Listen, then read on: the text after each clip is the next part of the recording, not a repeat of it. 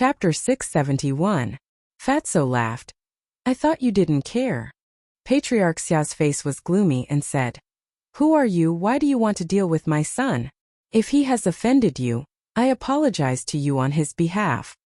Apologize? Haha. Fatso looked up to the sky and laughed. He suddenly looked at Patriarch Xia, his eyes bursting with a strong cold light, and said, This matter is not something that can be made up for with an apology. Patriarch Xia's heart trembled. He looked down at the youth and said angrily, What exactly did you do? Woo-woo. The young man wanted to speak, but the fat man had a death grip on his throat so he couldn't speak. Patriarch Xia looked at Fatso and pleaded, Sir, can we make things clear? If my son is really in the wrong, I am willing to compensate you for all your losses. I'm afraid you can't afford it. Fatso smiled coldly. In fact, the two of them were not talking about the same thing. Fatso was talking about the blood feud of the past. But Patriarch Xia thought that the youth had offended Fatso. Patriarch Xia said confidently, Don't worry, my Xia family is powerful. There is nothing that my Xia family can't afford. Haha, what a big tone, Fatso laughed. Shua. At this moment, Qin Feiyong's eyes flashed, and with the girl, he flew to Fatso's side and secretly said, We'll talk about your matter later. First help her get justice. From the little girl's clothes, it could be seen that her family was not very well off. As for the Xia family, Patriarch Xia had personally admitted that the Xia family was powerful, so of course he had to make him bleed. All right.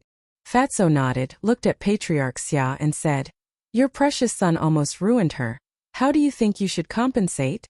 Patriarch Xia looked at the girl and said, So it's just because of this matter. Speak, what do you want? Just because of this matter?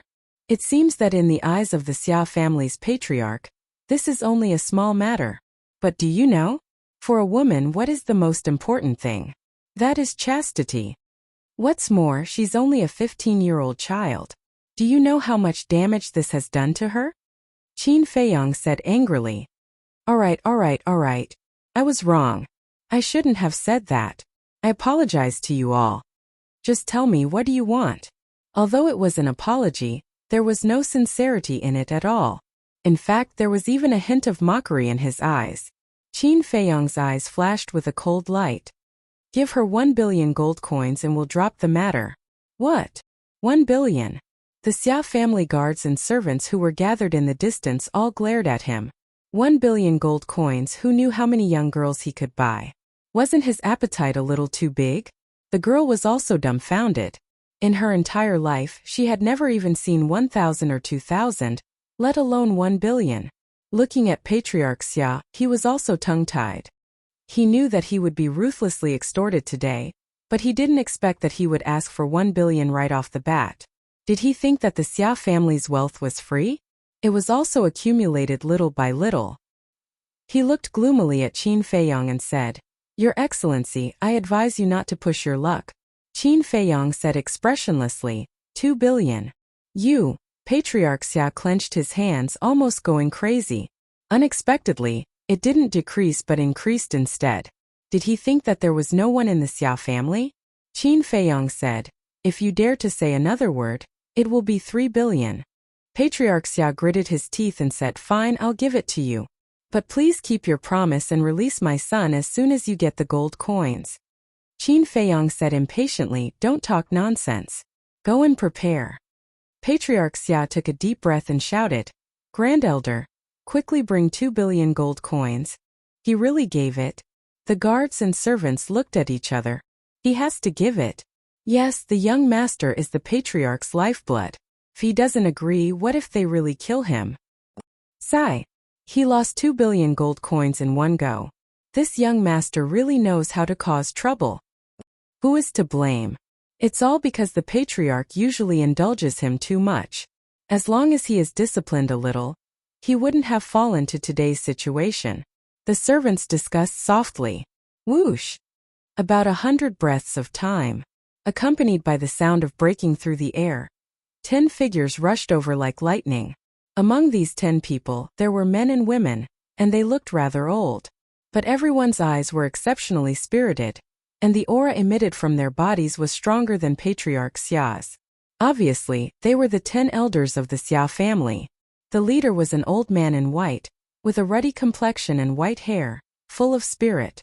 However, at this moment his gaze was somewhat gloomy. Moreover, among these 10 people his aura was the strongest. He was a 1-star war master. Swish! The old man in white landed in front of Patriarch Xia, and looked gloomily at Qin Feiyong and the others. He frowned and said, "Patriarch, are you really going to give it to him?" "Yes." Patriarch Xia nodded and said, "But if you want to take it away, it won't be that easy." The old man in white suddenly realized and took out a Chenkuan bag from his bosom. He looked at Qin Feiyong and said, "Young man, it's not too late to regret now." Qin Feiyong smiled faintly and said, "In my dictionary, there is no such word as regret. Quickly throw it over." "Humph!" The old man in white snorted and threw the Chenkuan bag to Qin Feiyong with force. Qin Feiyong stretched out his hand and caught it. He smiled and said, "Thank you." Patriarch Xia said, "Cut the crap, quickly let him go." Qin Feiyong turned a deaf ear and looked down at the young girl. He smiled and said, "Little sister, I'll send you to your grandfather now." "Thank you, big brother." The young girl was very sensible, but her face was full of panic, because the eyes of Patriarch Xia and the 10 elders made her feel afraid. "Big brother is here, don't be afraid." Qin Feiyong comforted her with a smile, and then flew towards the Xia family's gate with the young girl.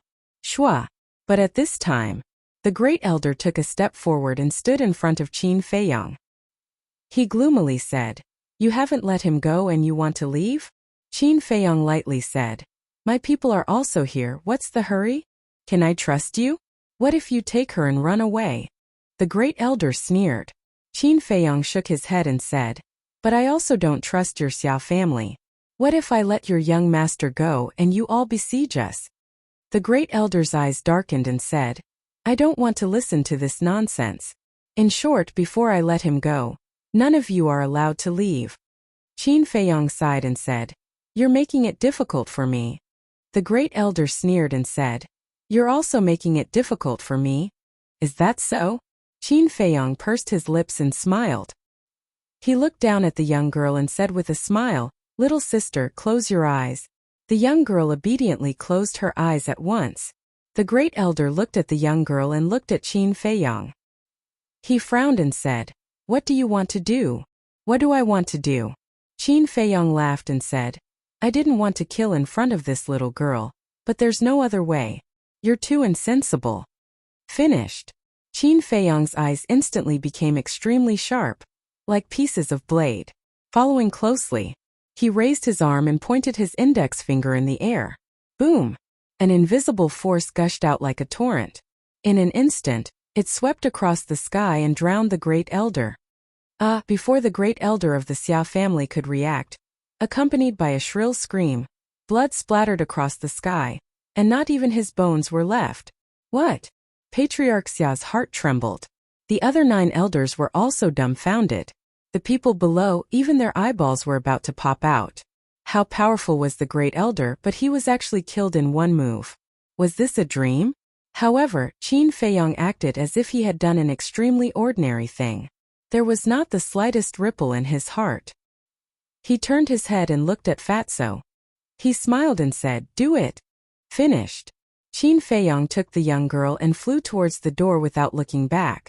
At the same time, Fatso smiled sinisterly. His big hand suddenly shrank and directly crushed the young boy's neck. Before dying, the young boy let out a painful scream. This scream made Patriarch Xia and the others suddenly come back to their senses. They hurriedly looked over. When they saw the dead young boy, they immediately gritted their teeth and cracked their eyes. "Why did you kill him? Why did you have to be so vicious?" Patriarch Xia's eyes were red as he roared hysterically. "Why?" Fatso muttered to himself. His 5 fingers loosened and the young boy's body chased down. With a thud, it finally fell into the lake, splashing waves. It was also at this moment, Fatso suddenly raised his head, sweeping his gaze across the Xia family and the others, and laughed sinisterly. "This is what you deserve. Today your Xia family's people will all die." Boom! As the sound of his voice faded, Fatso's body trembled, and the aura of a 2-star war master erupted like a volcano. "So strong. Quickly inform the ancestor." The 9 great clan elders' expressions changed as they shouted at Patriarch Xia. Patriarch Xia's face also turned pale. He hurriedly took out an image crystal and sent a message to Xia Chongfeng. Fatso did not stop him. Soon, an illusionary figure appeared. This was an old man. He wore a long black robe and had a head of thick black hair.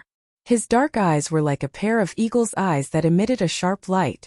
The old man in black looked at Patriarch Xia and asked, "Why are you looking for this old man?" His voice was very calm, but it carried a great sense of majesty. Patriarch Xia said in a panic, "Someone came to my Xia family to cause trouble and even killed my son and the great clan elder." "What?" The old man in black was shocked and shouted, "Who has the guts to cause trouble in my Xia family?" "Xia Chongfeng, it's me." Fatso took a step forward and landed beside Patriarch Xia. His large hand shot out and grabbed Patriarch Xia's neck with lightning speed. Patriarch Xia only had the cultivation of War Emperor, so in front of Fatso, a 2-star war master, he naturally had no way to resist. At the same time, the old man in black's gaze darkened as he said sinisterly, "Who are you? Why do you want to touch my Xia family's people?" Fatso looked at the shadow and laughed. "If you come over personally, Fat Lord will tell you." The old man in black said in a deep voice, "All right, this city lord will be there right away. If you have the ability, don't run." "Don't worry, I definitely won't. Not only will Fat Lord not run, he will also kill all the elders of your Xia family in front of you." Fatso laughed. Boom! The black dragon battle chi surged, transforming into a torrent that rushed into the sky. In the blink of an eye, a pitch-black giant hand appeared out of nowhere, emitting an aura that could destroy the world, enveloping the 9 elders of the Xia family. The 9 clan elders immediately panicked. "You dare!" At the same time. Chapter 672. Then open your eyes wide and watch. Does Fat Lord dare or not? Fatso grinned. The pitch-black giant hand above his head was like a towering mountain. It fiercely descended and headed for the 9 elders. "Run!" Xia Chongfeng anxiously roared. Immediately, the 9 elders fled in panic like birds startled by the twang of a bow. But at this time, Fatso's body emitted a terrifying pressure. The 9 of them were immediately imprisoned in the void, unable to move at all. They could only watch as the giant hand descended. "Ancestor, save us!" The 9 elders desperately cried for help from Xia Chongfeng. "No matter who you are, don't even think about leaving the capital alive today." Xia Chongfeng angrily roared, and the figure instantly dissipated. Hearing this, Fatso's eyes flashed coldly. He muttered in a low voice, "Then let's see if you have the ability." Immediately, he did not show any mercy. The giant hand formed by the black dragon battle chi fell with a loud bang. The 9 elders were smashed to pieces in despair. Their blood dyed the sky red. Miserable screams echoed in the air above the Xia family, not dispersing for a long time. The Xia family head, who was captured by Fatso, was scared out of his wits when he saw this scene. What terrifying strength! How come he had never heard of such a terrifying person before? At the lake below, Situ Hai, who was standing behind Lu Xingchen and the Wolf King, clenched his fists as he looked at the fatty who was slaughtering everyone in the sky. His old face was full of excitement. First he was very worried. But who would have thought that Fatso would kill the 9 elders of the Xia family with just a wave of his hand?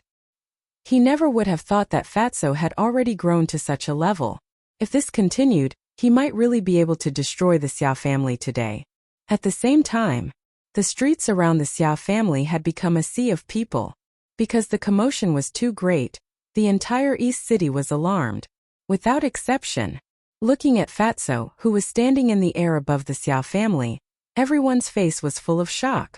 Outside the Xia family's main gate, it was also packed with people, and it was bustling with noise.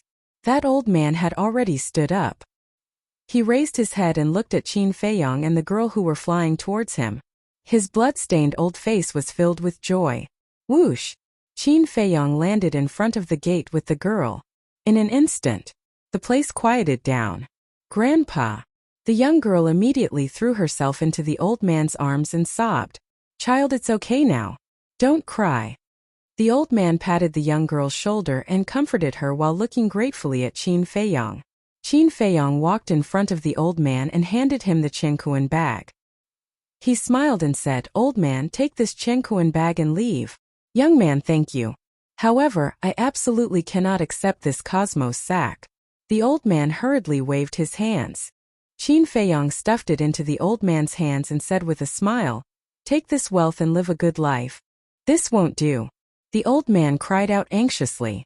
Qin Feiyong smiled faintly and said, "Keep it. You deserve it." "This?" The old man hesitated. Suddenly, he took the young girl and knelt on the ground with a plop, saying, "Young man, this old man really has no way to repay today's kindness. Please accept a bow from us, grandfather and grandson." Don't. Qin Feiyong hurriedly stepped forward and helped the two of them up, saying, "It's just a small matter. Don't be so polite." Then, he rubbed the young girl's head and said with a smile, "Take good care of Grandpa in the future." "I will." The young girl nodded obediently. Qin Feiyong waved his hand and said with a smile, "Go. Big brother, I will remember you for the rest of my life. And that fat brother." The young girl smiled shyly, supported the old man, and turned to walk towards the crowd. The crowd in front also automatically retreated and made a path. But Qin Feiyong suddenly noticed that there were some people in the crowd who looked at the Chenkuan bag in the old man's hand with a hint of greed in their eyes. Immediately, Qin Feiyong frowned. These people were obviously jealous of this wealth. After all, 2 billion gold coins was not a small amount. Many people could not earn it in several lifetimes. And this grandfather and grandson pair, without the strength to truss a chicken, would probably not be able to escape death in the end. Thinking of this, he said with a smile, "Old man, wait." The grandfather and grandson stopped. The old man looked back at Qin Feiyong and asked, "Young man, do you have any orders?" Qin Feiyong said, "I don't know if you trust me?" "Of course I trust you." The old man nodded. Qin Feiyong said, "Well, I'll send you to a place. There, as long as you don't show your wealth, there won't be any trouble." "Don't show your wealth." The old man pondered over this sentence and suddenly came to a realization. He looked at the crowd in front of him vigilantly, turned to Qin Feiyong and bowed. "Thank you, young man." Qin Feiyong smiled, took out a teleportation door, and quickly opened it. The grandfather and grandson pair thanked him again and again before walking into the teleportation door. Seeing the grandfather and grandson pair leave, the people who were tempted by the wealth couldn't help but feel a trace of disappointment. When the teleportation door disappeared, Qin Feiyong soared into the sky, flying towards Fatso and the others. Whoosh! This time, a black-clothed old man appeared in the air above the lake, full of killing intent. It was Xia Chongfeng. As soon as Xia Chongfeng appeared, he scanned the surrounding void. Seeing that there were no signs of the 9 elders, he immediately looked towards Fatso and shouted, "Where are they?" "Sorry, you're late. They're already dead." Fatso laughed mischievously. "Damn it." Xia Chongfeng was furious. Fatso looked Xia Chongfeng up and down and said playfully, "Xia Chongfeng, it's only been 10 years since we last met. How come you've become so old?" Xia Chongfeng frowned. "What do you mean? Have we met before?" "Of course we have. It's just that you've forgotten about Fat Lord." "But Fat Lord has never forgotten about you." Fatso's expression changed and a cold light flashed. He twisted his hand, and with a painful scream, the Xia family head's throat was crushed on the spot. "Who are you? Why are you so ruthless?" Xia Chongfeng roared, his eyes bloodshot. "Who am I?" Fatso lowered his head, as if thinking about the past. "Xia Chongfeng, do you still remember me?" At this time, Situ Hai soared into the sky, standing next to Fatso, hatefully glaring at Xia Chongfeng. Xia Chongfeng suspiciously looked at Situ Hai, and suddenly seemed to remember something. His gaze fiercely trembled, and he angrily said, "You're Situ Hai. Haha, you still remember me? I thought you'd also forgotten about me." Situ Hai laughed like a madman. "Who is Situ Hai?" On the streets around the Xia family, some people suspiciously asked. "I think I've heard this name before, but I can't remember." Some people frowned. Another person said, "I know this Situ Hai. He's the Situ family's housekeeper." "I also remember. 10 years ago, the Situ family was like the sun at noon in our capital. They were the strongest family and no one could compare. But later, the palace master found out that the Situ family's ancestor had rebelled and ordered the extermination of the family. From then on, the Situ family became history and was gradually forgotten by people. But I never thought that the Situ family's housekeeper would still be alive. Now that he's returned, it should be for revenge. But the Situ family's extermination was due to the crime of rebellion. What does it have to do with the Xia family? Everyone was puzzled. In the sky above the lake, Qin Feiyang, Wolf King, and Lu Xingchen were all silently standing behind Fatso, looking at Xia Chongfeng. Xia Chongfeng was also silently looking at Situ Hai, his expression uncertain. This place fell into a deathly stillness.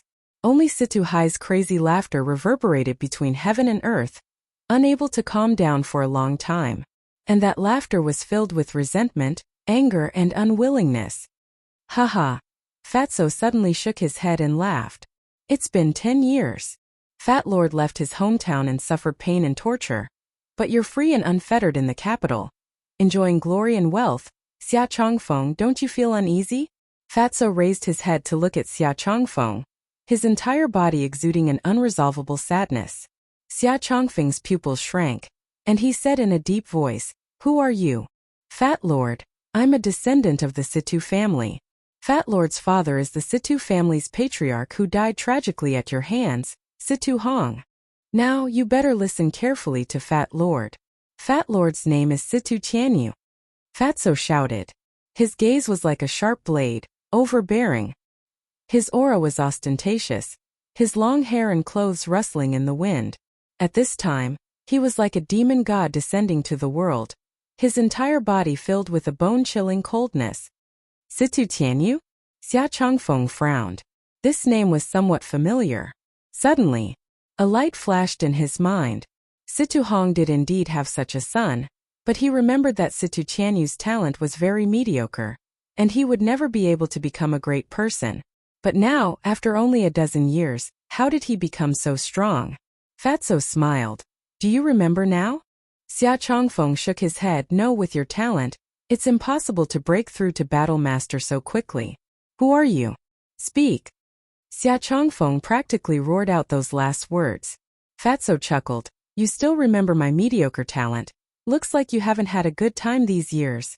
Xia Chongfeng's face immediately twisted. He had indeed had a hard time these years. Because he knew that the Situ family still had some fish that had escaped the net.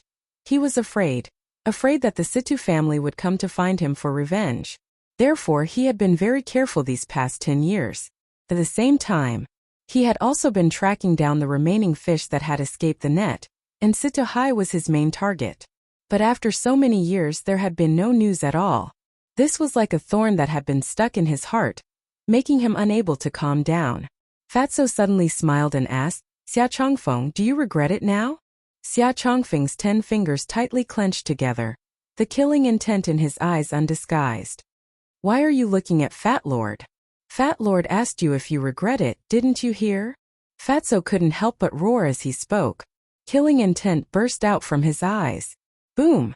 His index finger pointed in the air, and a black dragon battle chi appeared, roaring like lightning. Accompanied by an earth-shaking explosion, a third of the Xia family's residence was instantly turned to ashes.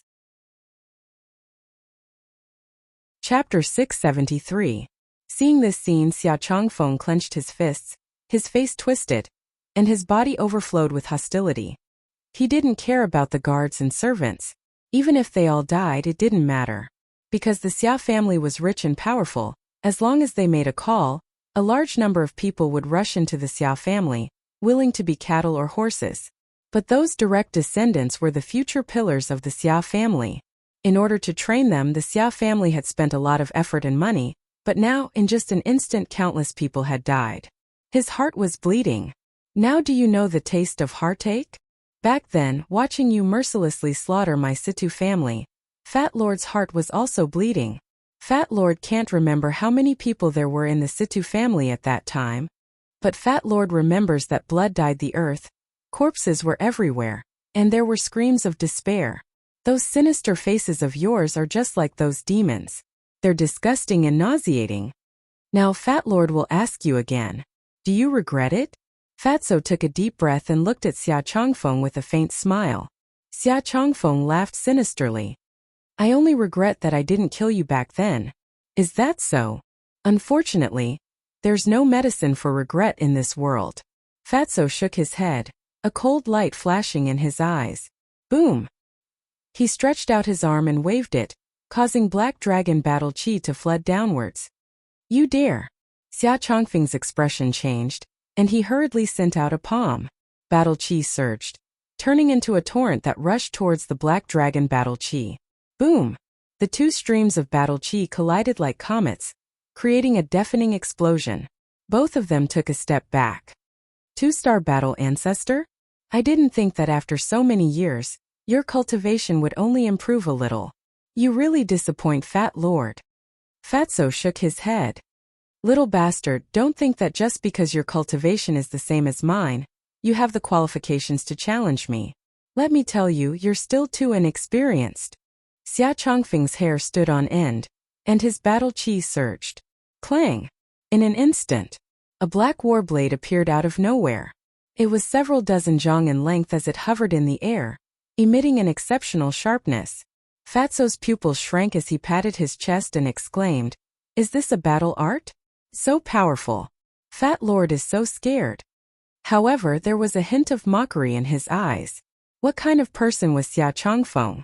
Naturally, he could tell that Fatso was toying with him. A trace of ruthlessness immediately appeared on his old face. Little bastard, if you keep hiding, this city lord really won't be able to find you. But you're too stupid. You actually came to me on your own accord. Now, I will send you to the underworld to reunite with your clansmen. He smiled sinisterly and waved his hand. Clang! The black blade trembled in the air, creating a deafening sound. Then, with an astonishing sharpness, it slashed towards Fatso. Fat Lord is stupid? Fatso stared blankly for a moment before he raised his head and laughed. You dare to spout such arrogant words with your meager strength? Boom! As soon as he finished speaking, Fatso activated the dragon transformation art, and instantly transformed into a dragon warrior. A terrifying aura spread out in all directions. He took a step forward, causing the void to tremble as he punched the black blade.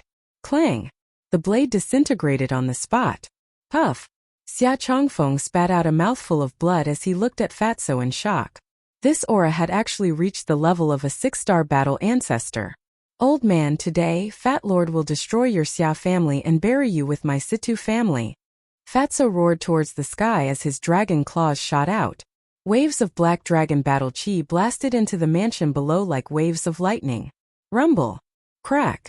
In just an instant, the entire Xia family was razed to the ground and turned into ruins. Everyone in the Xia family had been reduced to ashes along with the destruction of the Xia family mansion. It's gone. It's all gone, Xia Chongfeng muttered to himself as he looked at the ruins below.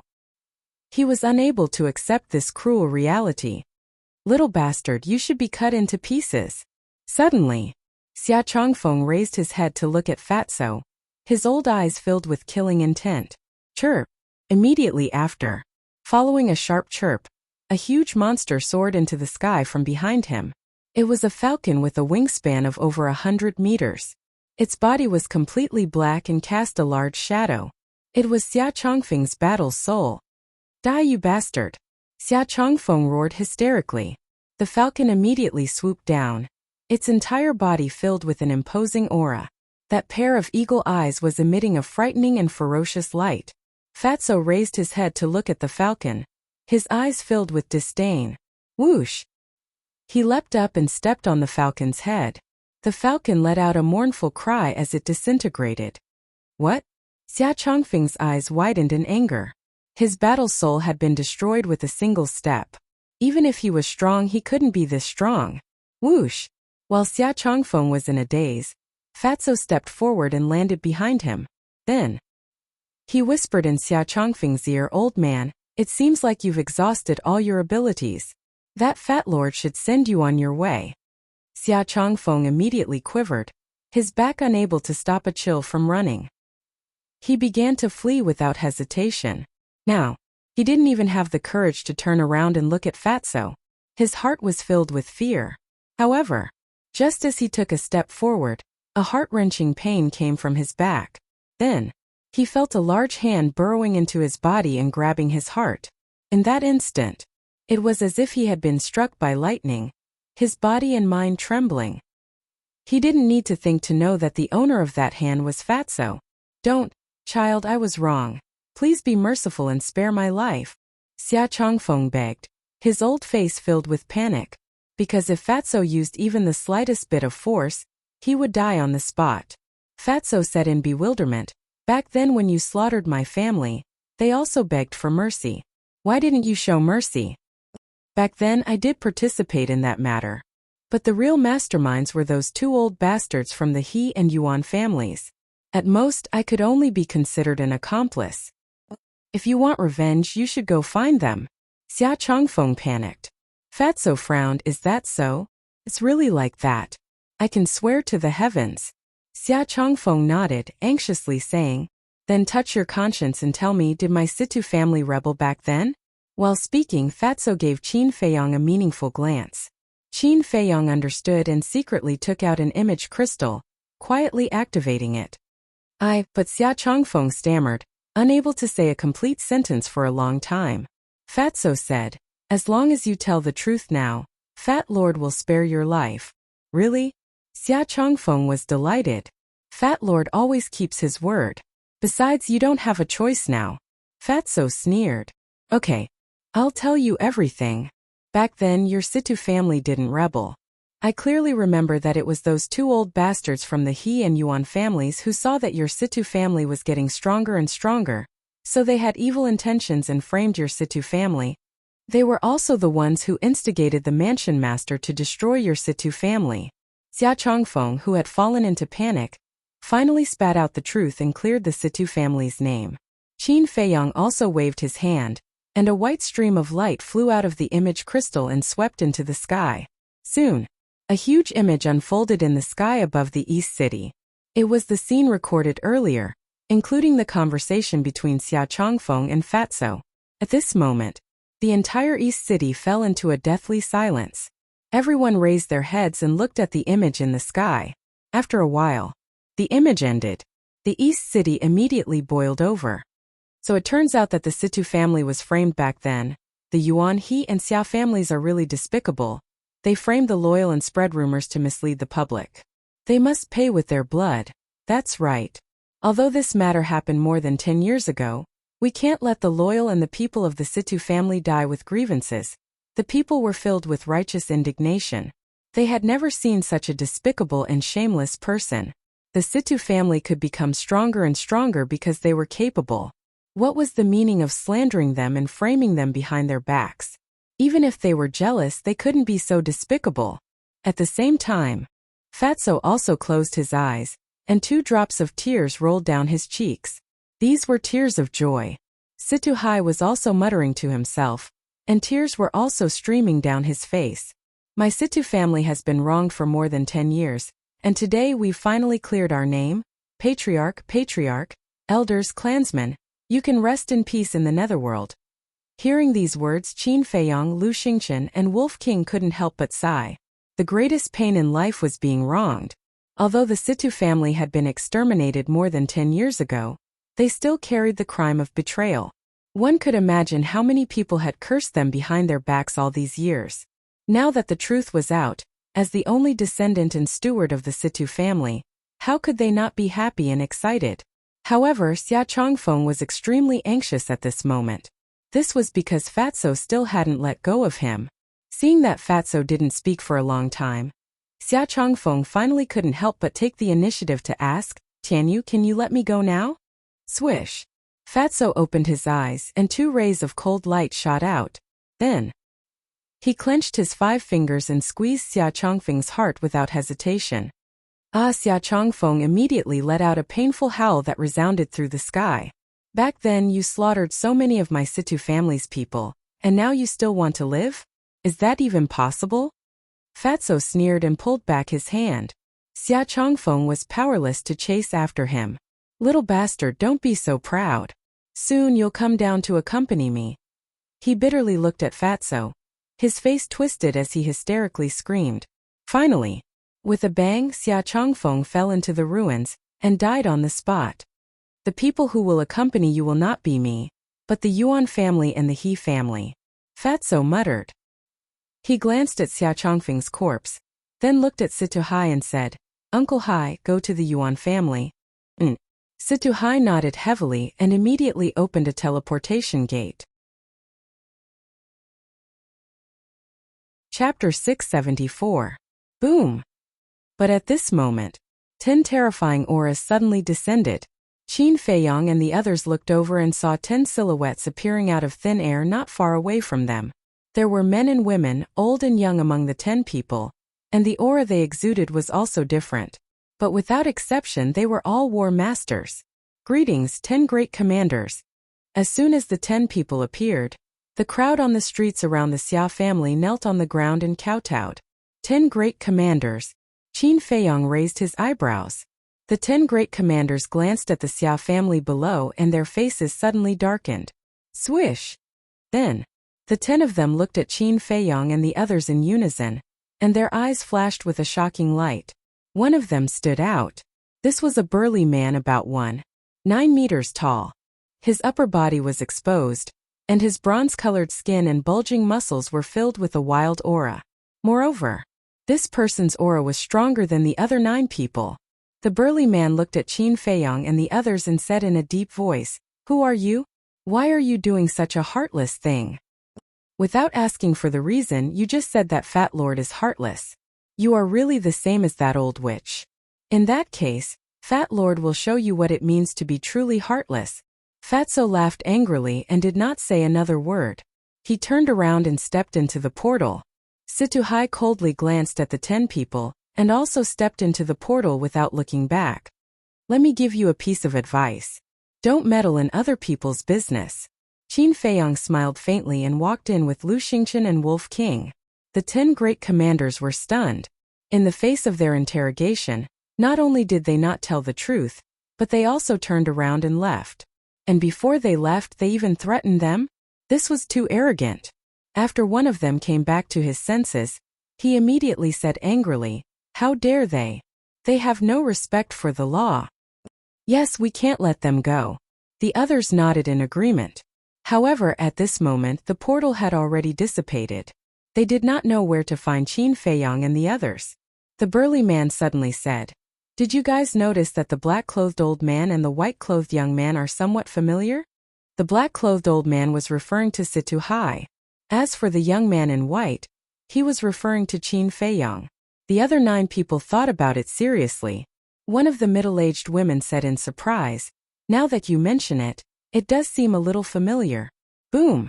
At this moment, a deafening sound came from the direction of the South City. It was like a sudden clap of thunder, shaking all directions. What happened? The 10 commanders looked over. Their eyes filled with bewilderment. At this moment, someone below said, Lord Commander, I vaguely heard that they were going to the Yuan clan. What? Their expressions changed. The Yuan clan was in the South City. Could it be that the sound just now came from the Yuan clan? Let's go and take a look. The burly man shouted. One of the commanders immediately opened a portal. I didn't think that the Situ clan still had such a monster alive. Yes, Xia Chongfeng didn't even have the strength to fight back in front of him. His strength is truly terrifying. I'm afraid that the continent city is going to change today. The people below began to discuss again. The Situ clan. Hearing these discussions, the eyes of the 10 commanders trembled. The burly man reached out with his hand, and a supreme force appeared. A middle-aged man on the street below instantly flew up uncontrollably and landed in front of the burly man. The burly man immediately asked, Is the Situ clan you're talking about the one that was exterminated more than 10 years ago? It's the Situ clan. The middle-aged man nodded in panic. The Situ clan still has someone alive. The burly man's expression froze. The other 9 people also looked at each other. Suddenly, one of the white-haired old men shuddered and said in surprise, I remember now. That black-clothed old man was the steward of the Situ clan, Situ Hai. Another commander said, I also remember. That's right, it's him. It seems that they've come for revenge. The burly man's gaze sank as he looked at the middle-aged man in front of him and asked, "Who is the monster from the Situ clan you were talking about?" The middle-aged man said, "It's that fatso. He's called Situ Tianyu. He looks to be around 20 years old, but he's even stronger than Xia Chongfeng." "What? Stronger than Xia Chongfeng in his 20s? The hearts of the 10 commanders shook. The middle-aged woman looked at the burly man and said, "We must hurry and capture them. Otherwise the continent city will really change. Let's go." The burly man waved his hand and led the 9 people into the teleportation gate. The middle-aged man saw this and hurriedly called out, "Commander, wait." He wanted to tell the 10 commanders that the Situ clan had been wronged, but it was too late. The 10 of them had already entered the teleportation gate and disappeared. Back to Qin Feiyang and the others. As soon as Fatso arrived above the Yuan clan, he waved his hand. Black Dragon Battle Chi roared out and bombarded the Yuan clan. In that instant, the originally glorious and imposing Yuan clan turned into ruins. The people of the Yuan clan were also annihilated along with the destruction of the Yuan clan mansion. But they did not see the Yuan clan's ancestor appear for a long time. Fatso scanned the ruins and frowned. "Uncle Hai, how strong is old dog Yuan now?" Situ Hai said, "As far as I know, he is also a 2-star war master." "So weak?" Fatso was slightly startled, then sneered. "Then let's go to the He clan." Situ Hai frowned. "Uncle Hai, you don't know. In my current dragon warrior form, with a casual wave of my hand, I can unleash the strength of a 6-star war master. A mere 2-star war master. I'm afraid he would have already been smashed to pieces." Fatso said disdainfully. "So strong." Situ Hai's gaze trembled. He thought for a moment, then shook his head and said, "Tianyu, we still can't be careless. What if he's lucky enough to not die? Or maybe he's not at home right now and is outside. If he's outside, then there's nothing I can do now. I can only wait until later to slowly find him." After Fatso finished speaking, he waved his hand, and a black dragon battle chi shot into the ruins below like lightning. Boom! Following a loud sound, even the ruins of the Yuan clan were gone, turning into a huge sinkhole. Next, Fatso looked at Situ Hai and said, "The 10 great commanders should be here, let's go." Upon hearing the 10 great commanders, Situ Hai did not dare to stay any longer. He immediately opened the teleportation gate and the group entered in a single file. Just as the few of them left, the 10 great commanders appeared behind them. Looking at the Yuan clan being destroyed in one day, the 10 people's faces were ashen.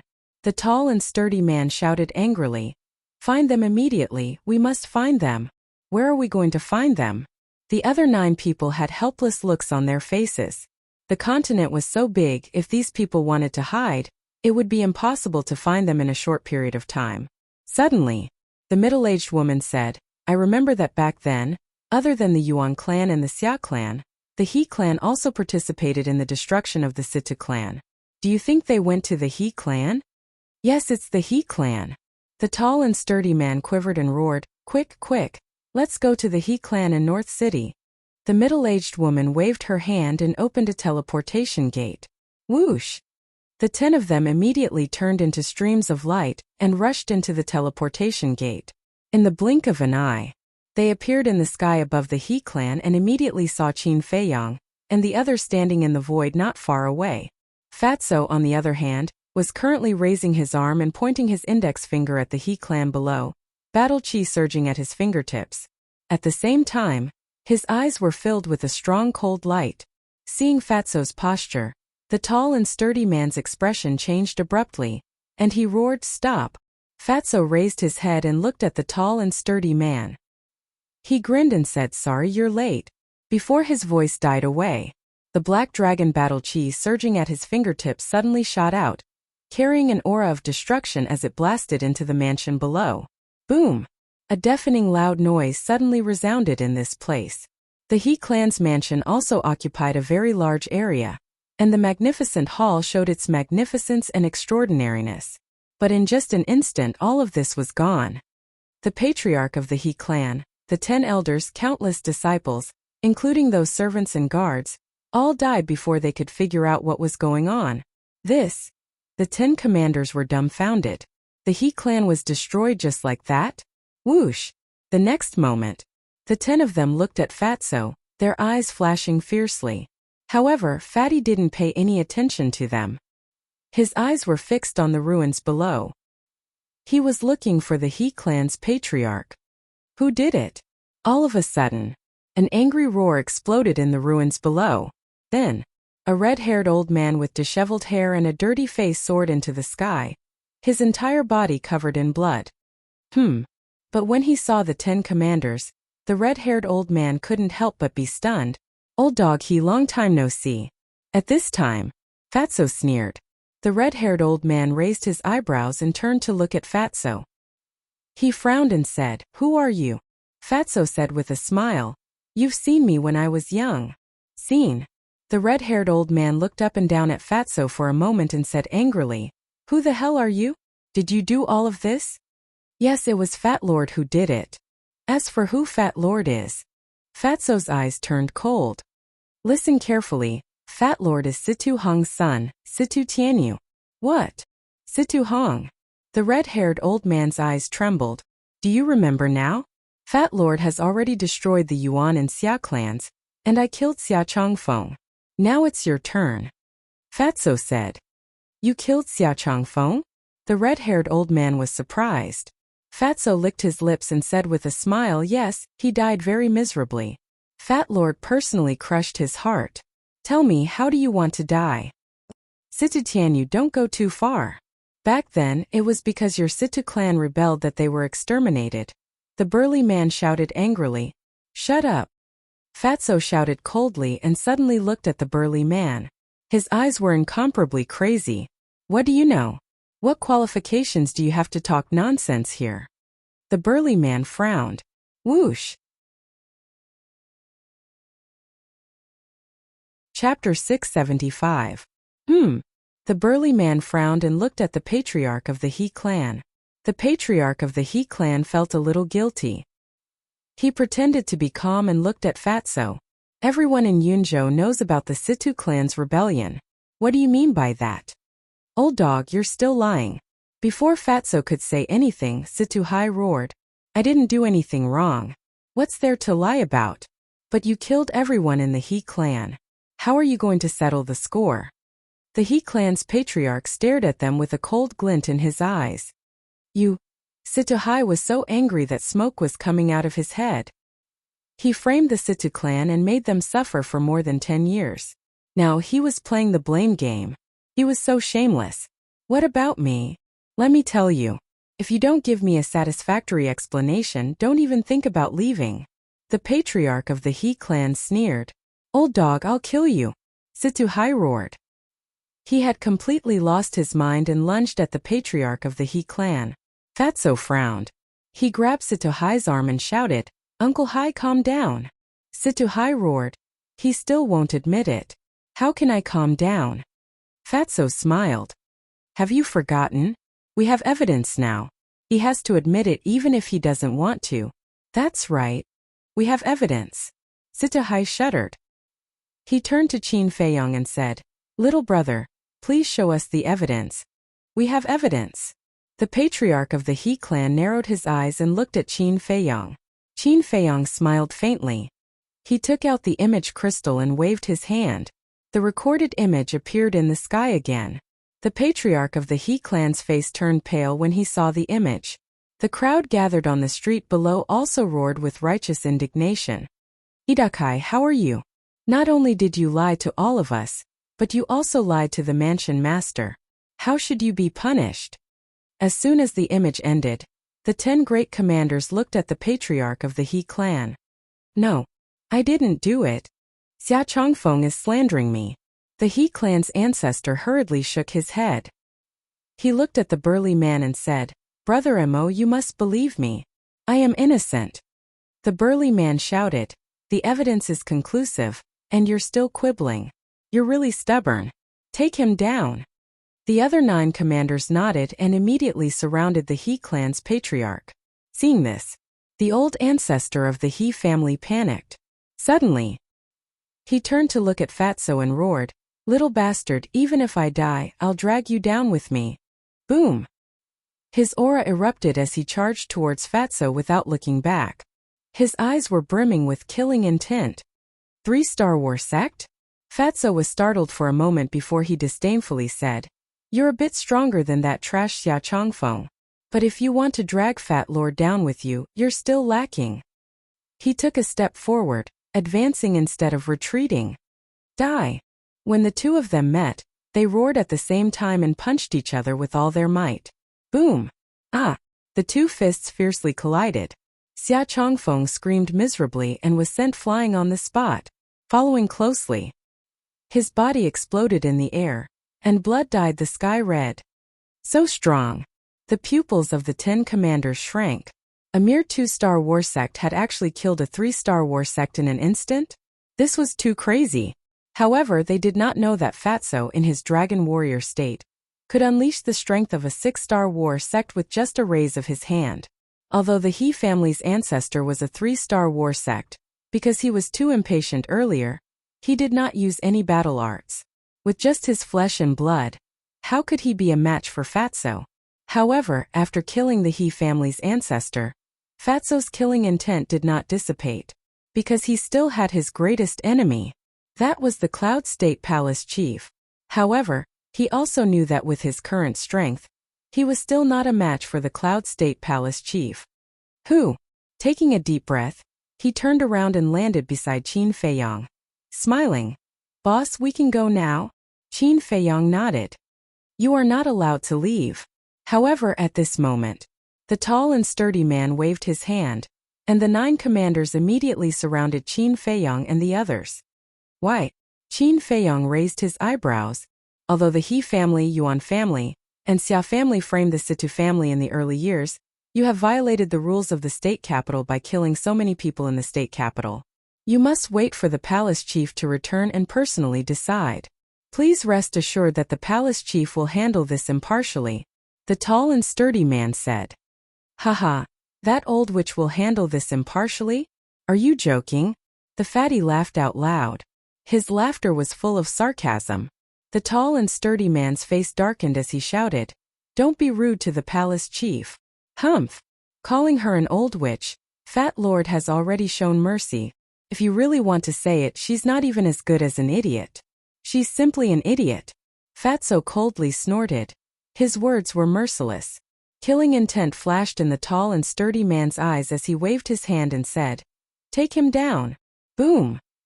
The aura of the 9 great commanders exploded. At this moment, Lu Xingchen's mind moved and the group instantly disappeared without a trace. Where did he go? The 9 great commanders were shocked and hurriedly scanned the void around them. The tall and sturdy man was also bewildered. How could they disappear into thin air? No, he seemed to have heard of such a situation before. It's him. All of a sudden, the tall and sturdy man exclaimed as a strong cold light burst out from his eyes. Who? The other 9 great commanders looked at him in shock. Qin Feiyang. The tall and sturdy man said word by word.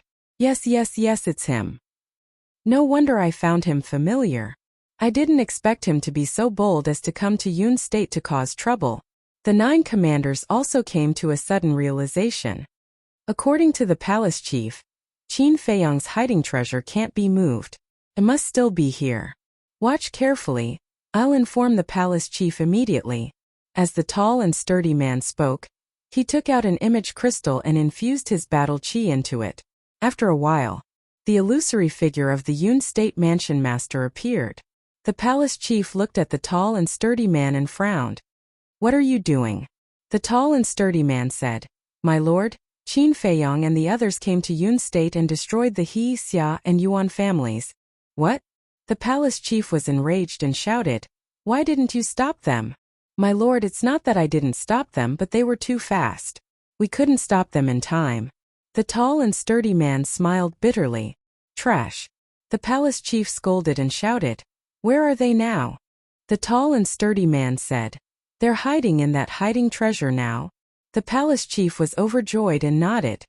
Very good, you guys stay there and guard. I'll go back immediately. Yes. The tall and sturdy man responded respectfully and turned off the image crystal.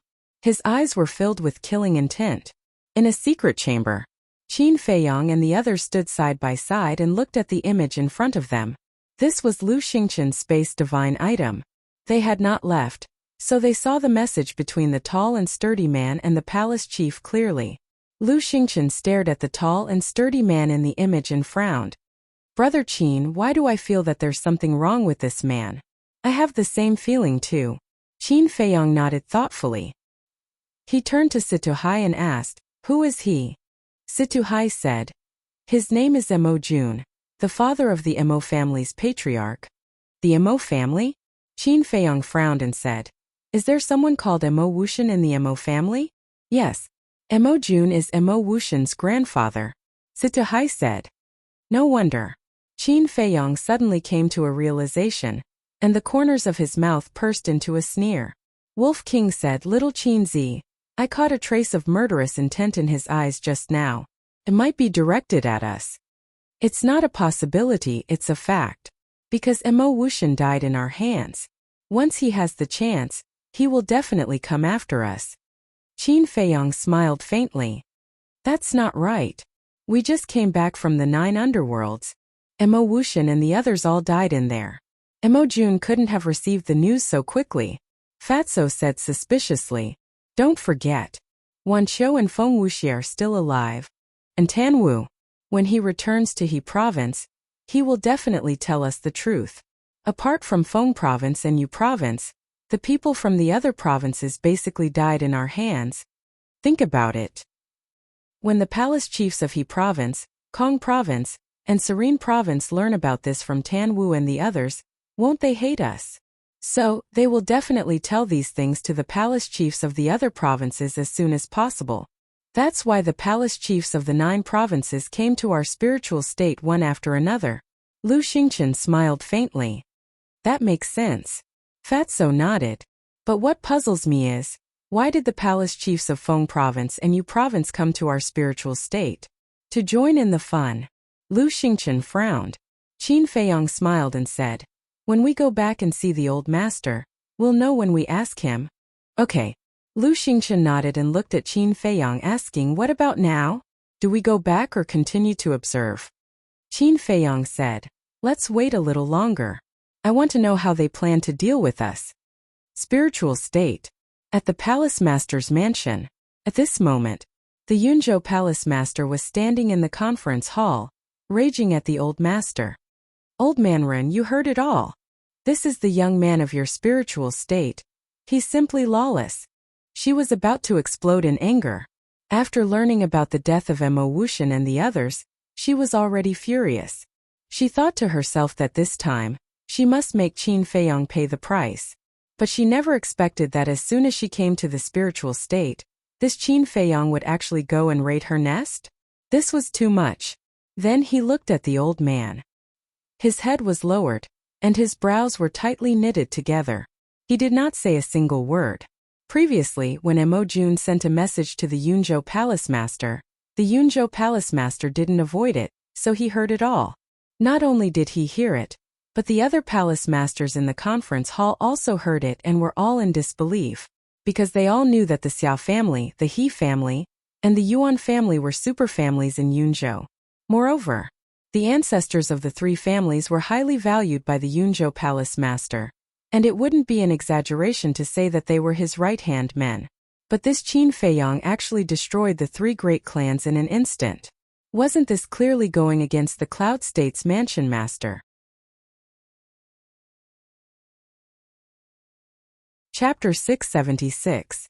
Seeing that the old man was silent, the Yunzhou mansion master quickly lost his patience and shouted, say something, don't think that silence will solve this. The old man looked up at her and then lowered his head in silence again. To be honest, he was very angry now. He even wanted to call Qin Feiyang over and give Qin Feiyang a few slaps.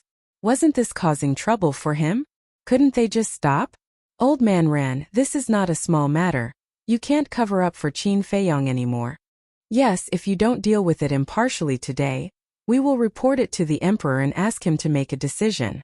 The 2 white-haired old men said one after another. One of them was the Kunzu mansion master, and the other was the Changzhou mansion master. Their purpose of coming to the spiritual state was naturally to settle the score with Qin Feiyang. Because the blonde and green-haired young men were forced to jump into the sea of misery by Qin Feiyang. The old man raised his eyebrows and suddenly stood up. He looked at the Cloud State's manor head and said, "This old man will go with you to Cloud State to investigate this matter thoroughly. If Qin Feiyang really killed the innocent, this old man will definitely not protect him." "I was waiting for you to say that." The Yunzhou mansion master sneered, opened a portal and stepped aside. He looked at the old man and said, "Please." The old man snorted and strode into the portal. The Yunzhou mansion master looked at the others and smiled. "Everyone, why don't you come to Yunzhou for a visit?" "That's what I was thinking." The Kunzu mansion master nodded and smiled. Then, the group of giants stepped into the portal one after another. Yunzhou above the He family. Seeing the old man appear, Qin Feiyang and the others looked at each other. Why did the old man come in person? The old man glanced at the ruins below and shouted, "Qin Feiyang, come out." "What should we do?" Fatso was a little flustered. Wolf King rolled his eyes at him and said, "We have evidence in our hands, what are you afraid of?" Fatso said in realization, "Yes, what am I afraid of?" At the same time, the Yun State Mansion Master and the others appeared one after another. Seeing the He clan in ruins, they couldn't help but frown. The Yunzhou Manor Lord looked around and shouted, "Qin Feiyang, I know you're still here. Stop hiding and come out." "Who said I was going to hide?" Before he could finish his words, Qin Feiyang's faint laughter rang out. Next, Qin Feiyang and the others appeared in front of the old man out of thin air. "Lu Xingchen is here too?" The old man frowned and looked at Qin Feiyang angrily. "Tell me what's going on." Qin Feiyang shrugged and said, "I didn't do it. It was Fatso." The old man then looked at Fatso. Fatso said, "I'm here for revenge." "Revenge?" The old master frowned. Fatso had told him about this before, so he also knew that the Situ clan was wronged. But there was no evidence. Who would believe it? Fatso looked at the Yunzhou Manor Lord and sneered. "Old witch, don't you feel guilty at all? Who are you talking to? Did you eat a leopard's guts?" The Yunzhou Manor Lord's face was gloomy. He actually called her an old witch in front of so many people. Was he deliberately embarrassing her? "What? Are you upset that I called you an old witch? Then can Fat Lord call you an idiot?" The fatty's face was full of mockery. "You're courting death." The Cloud State Manor Lord was enraged. A terrifying aura surged towards Fatty. But then, the old man waved his hand and blocked the pressure of the Yunzhou Manor Lord. He said in a deep voice, "No one is allowed to do anything before the matter is clarified." The Yunzhou Manor Lord said angrily, "The truth is right in front of us. What else is there to investigate?" "The truth? What right do you have to say that?" Back then the Xia clan, Yuan clan, and He clan worked together to frame the Situ clan. "Why didn't you investigate the truth?" Fatso shouted. The Yunzhou Manor Lord raised his eyebrows and asked, "What do you mean? You don't know. To think that you're the Manor Lord of a state. You're just an old fool." "Fat Lord, let me tell you, the Situ clan has never had the intention to rebel." Fatso sneered. The Yunzhou Manor Lord said angrily, "Nonsense." Fatso said, "If Fat Lord is not talking nonsense, are you going to repent in front of the graves of my parents and clansmen?" Mo Jun's expression changed slightly when he heard that. He hurriedly said, "Sir, shut up for this seat." The Yunzhou Manor Lord shouted coldly. He looked at Fatso and said, "If the Situ clan is really wronged, I have nothing to say even if you kowtow and apologize, let alone repent." Mo Jun sighed in his heart. Initially, he wanted to tell the Yunzhou Manor Lord the truth. However, the furious Yunzhou Manor Lord did not give him a chance to speak at all. This was great. He was looking for trouble for himself. At the same time, Fatso looked at the Yunzhou Manor Lord in surprise and asked, "Do you mean what you say?" The Yunzhou Manor Lord said angrily, "Nonsense. I'm the Manor Lord of a state. How can I go back on my words?" Fatso laughed. Qin Feiyang and the others laughed as well. Then, Qin Feiyang waved his hand and took out the image crystal.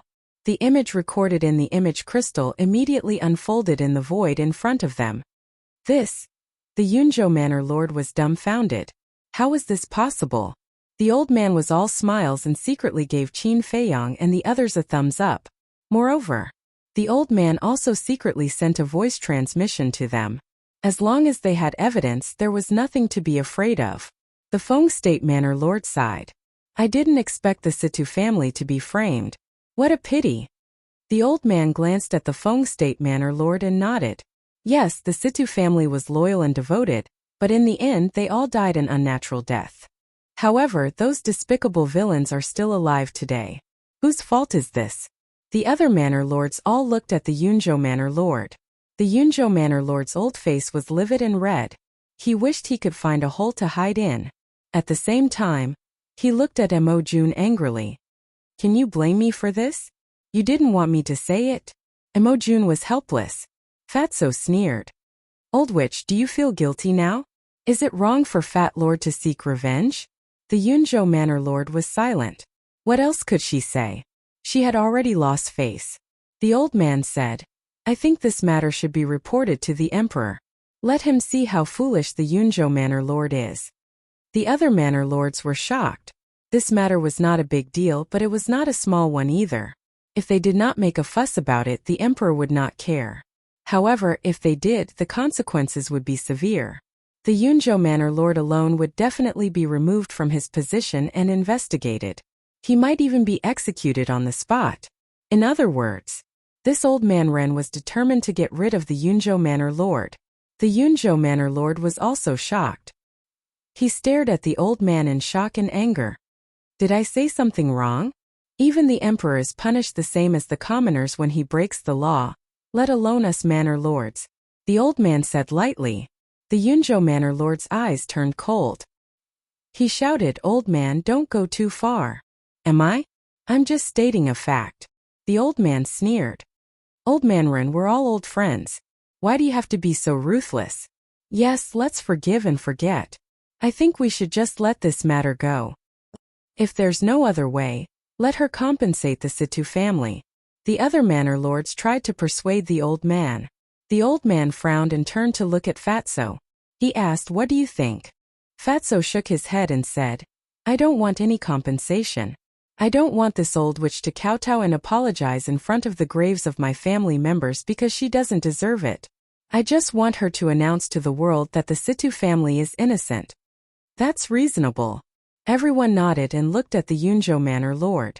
The Yunzhou Manor Lord lowered his head, and his expression was uncertain. It was easy to announce to the world. She just needed to give the order.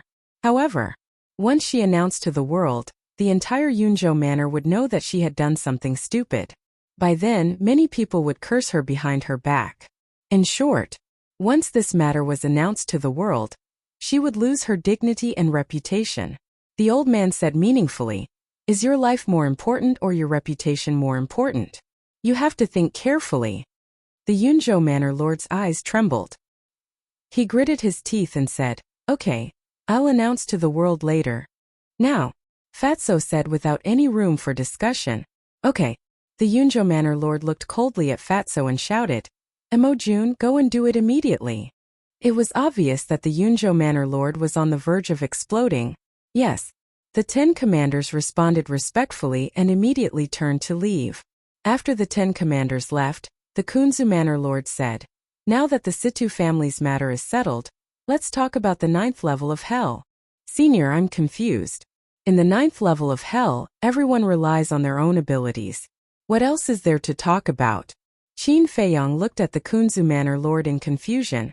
Yes, it does depend on one's own abilities.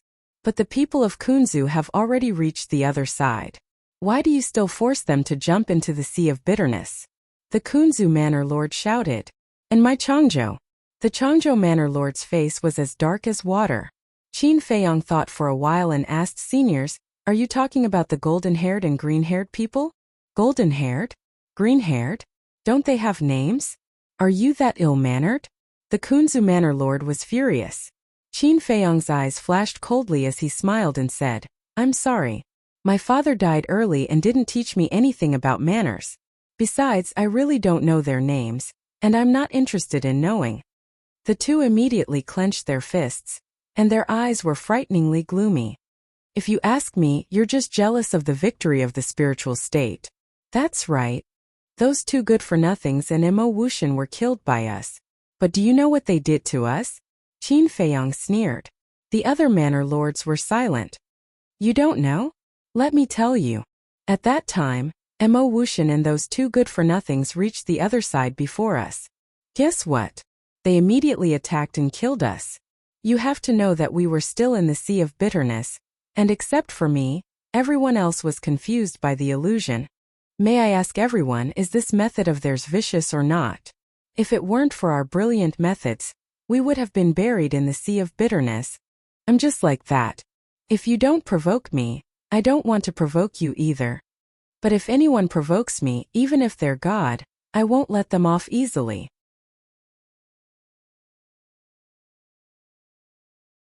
Chapter 677. The hearts of the authorities present shuddered. Whether it was courage or courage, this man was far beyond his peers.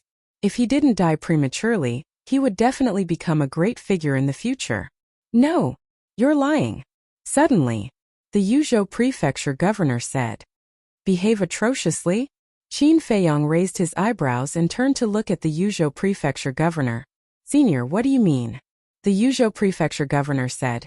Wan Qiu told me in person that you were jealous of Mo Wuxian and the others who reached the Nirvana realm first, so you killed them? Qin Feiyang was stunned and asked, Are you sure it was Wan Qiu who said it? Of course. Don't tell me that I'm going to start a rumor and create trouble? The Yuzhou prefecture governor said angrily. Qin Feiyang immediately looked at Lu Xingqian with a cold light in his eyes. If it weren't for Lu Xingqian who interceded for Wan Qiu would have been dead. How could he have the chance to sow discord? Lu Xingqian also frowned and looked quite angry. Seeing that Qin Feiyang didn't say anything, the Yuzhou prefecture governor sneered. Are you speechless because your lie has been exposed? What a joke. Although I, Qin Feiyang, am not a good person, I have always been upright. Whereas this Wan Qiu is narrow-minded and two-faced. You actually still believe his nonsense, truly laughable to the extreme. Qin Feiyang was so angry that he laughed. What did you say?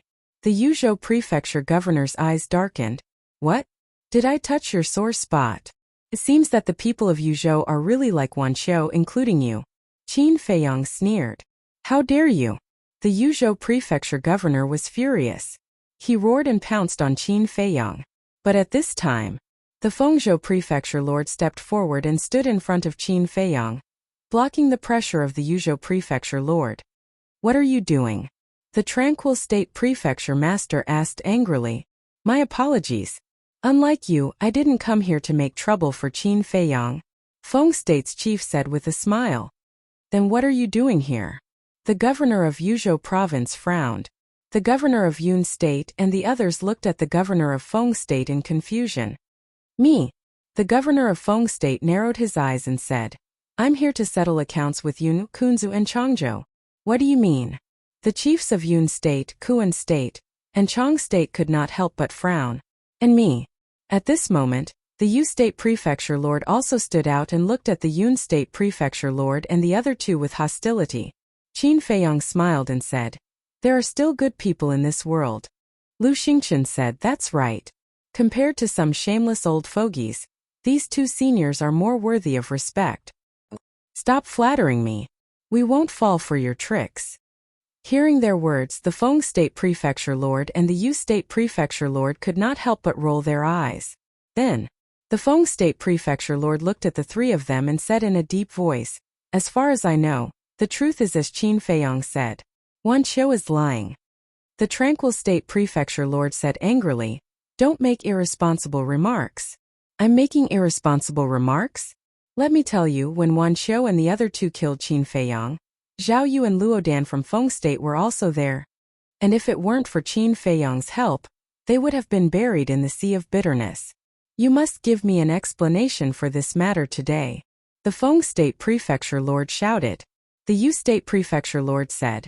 Ling Yu and Feng Ranran from Yu State were also there. Everyone looked at the Tranquil State prefecture lord. Was Wan Qiu really lying? The old master said, In my opinion, why don't we call Wan Qiu here and confront him face to face? Qin Feiyang said lightly, We should have called that trash here long ago. Then we wouldn't have to waste so much time. But before his voice died away, the Crane State Prefecture Lord said, "There's no need to confront him. I can prove that Wancho is lying." Everyone looked at the Crane State Prefecture Lord again. The Crane State Prefecture Lord said, "What Tanwu of Crane State reported to me is exactly the same as what Qin Feiyang said." The Tranquil State Prefecture Lord said angrily, "Then why didn't you say so earlier?" "I didn't want to say. That's because our He province's people were all killed by Qin Feiyang and them. But there was no other way. Before I left, Tanwu begged me again and again, telling me to distinguish between public and private affairs." The Crane State Prefecture Lord sighed. He really couldn't figure out what Qin Feiyang did to make Tanwu defend him like this. Distinguish between public and private affairs. Hearing the Crane State Prefecture Lord's words, the Kong State Prefecture Lord couldn't help but feel ashamed. "Fine. I'll also distinguish between public and private affairs for once. What Feng Wuxie and Xuanning told me when they came back is the same as what Qin Feiyang said." The Kong State Prefecture Lord said. Obviously, he didn't want to tell the truth. "Damn bastard, how dare you lie to me? See how I'll deal with you when I get back." The Tranquil State Prefecture Lord was furious. "Now do you see Wancho's character clearly? Of course, I also understand that I can't blame you for this matter. Because it's not that you're too stupid, it's because Wancho is too cunning." Qin Feiyang chuckled. Hearing Qin Feiyang's words, the Tranquil State Prefecture Lord's face eased a lot. There was even a hint of a smile. He thought that although this kid was arrogant, he still respected him and knew to give him a way out. But when he heard the last sentence, his old face suddenly turned green and red. This was a disguised insult to him. This little bastard was simply going too far. But now he was in the wrong. What could he do? If the old man wasn't here, he could still teach Qin Feiyang a lesson. But now the old man was watching from the side and wouldn't give him the chance. He looked at Qin Feiyang gloomily and said coldly, "I hope you can always be so lucky." How could Qin Feiyang not hear such sarcasm? But he didn't take it to heart at all. He cupped his hands and said with a smile, "Thank you for your kind words, senior." Humph! The Tranquil State Prefecture Lord snorted coldly, opened a portal, and walked in without looking back. He didn't have the face to continue staying in this place. After that, the Prefecture Lords of Kuan Prefecture and Changzhou also opened the portal reluctantly and left one after another. But the Prefecture Lords of He Prefecture, Kong Prefecture, Feng Prefecture, and Yu Prefecture didn't leave. Qin Feiyang looked at the Prefecture Lords of He Prefecture and Kong Prefecture and cupped his hands. "First of all, I would like to thank the two seniors for helping me out. Secondly, I'll say the same thing. In the Netherworld, everyone relies on their own means. If it's just because of this matter, then I'll give you a piece of advice. In the future, you'd better not participate in the Battle of the 9 Prefectures, because at that time there will still be people who will die." The implication was that one should be able to afford to lose. If one couldn't afford to lose, then don't gamble. If one couldn't afford to lose, then one had to gamble. This was their own problem. Hearing this, the Prefecture Lords of He Prefecture and Kong Prefecture looked at each other and sighed at the same time. As the masters of a prefecture, how could they not understand these principles? But in their hearts they were unwilling. In the end, the two didn't say anything more. They opened the portal, turned around, and left silently. The Prefecture Lord of Feng Prefecture said with a smile, "Little brother, we're leaving too. When you enter the imperial capital, you must get along well with Zhao Yu and the others." The Prefecture Lord of Yu Prefecture also smiled. Qin Feiyang nodded and cupped his hands. "Seniors, take care." The two smiled, opened a portal each, and left quickly. In this way, only the old man, Qin Feiyang, and the Prefecture Lord of Yun Prefecture were left here. The old man glanced at the Prefecture Lord of Yun Prefecture, opened a portal, and said with a smile, "Let's go too." Wait. But at this moment, the Prefecture Lord of Yun Prefecture hurriedly shouted, "Is there anything else?" The old man glanced at her indifferently. The Prefecture Lord of Yun Prefecture ignored the old man and looked directly at Fatso. "Although I killed your clansman by mistake, you are still a person of Yun Prefecture. Now that the misunderstanding has been resolved, isn't it time for you to return to your roots?" "Return to my roots?" Fatso was slightly stunned and looked at the prefecture lord of Yun Prefecture strangely. At the same time, the old man raised his eyebrows and said angrily, "Old man, this is your fault." The prefecture lord of Yun Prefecture said angrily, "Is it wrong for me to let him return to his roots?" "It's not wrong to let him return to his roots. But your fault is that you have bad intentions. If he didn't pass the 9 states tournament, if he didn't have the achievements he has today, would you have let him stay in Yun Prefecture? Obviously not." The old man sneered. The prefecture lord of Yun Prefecture remained silent. Let me tell you, although Fatso was born in Yun Prefecture, he has always lived in the spiritual state. Besides, he is an inner palace disciple of the spiritual state, and it was the spiritual state that trained him. Now you want to sit back and enjoy the fruits of others' labor? No way. Feiyang, let's go.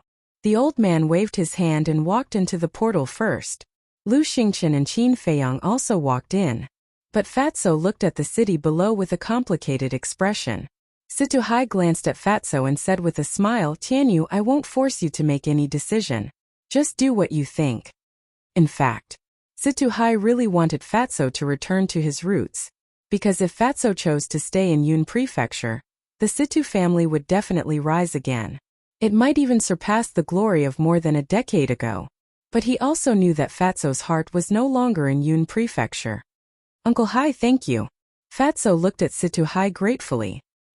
He clenched his hands tightly and said with determination, "I swear that in the future, there will be a place for the Situ family in the imperial capital." With that, Fatso turned around and stepped into the portal. The imperial capital. Situhai's eyes trembled, and he couldn't calm down for a long time. It turned out that this child's goal was the imperial capital, but it made sense. With this child's talent and ability, Yun Prefecture could no longer accommodate him. "Good luck, child." He looked up in the direction of the spiritual state and murmured to himself with a gratified smile on his old face. At the same time, seeing Fatso leave without any hesitation, the Yunzhou mansion master couldn't help but feel angry. But she didn't say anything. She looked at Situhai and said with a smile, "You can stay in the city from now on. I'll arrange a place for you to rebuild the Situ family." She couldn't stop Fatso from leaving. Therefore, she could only settle for the next best thing, which was Situhai. As long as Situhai stayed in the city, it was equivalent to tying Fatso and Yun Prefecture together. But Situhai was not tempted by the Yunzhou mansion master's temptation. "No need. I'm old and don't have the energy, as long as you don't disturb my peaceful life."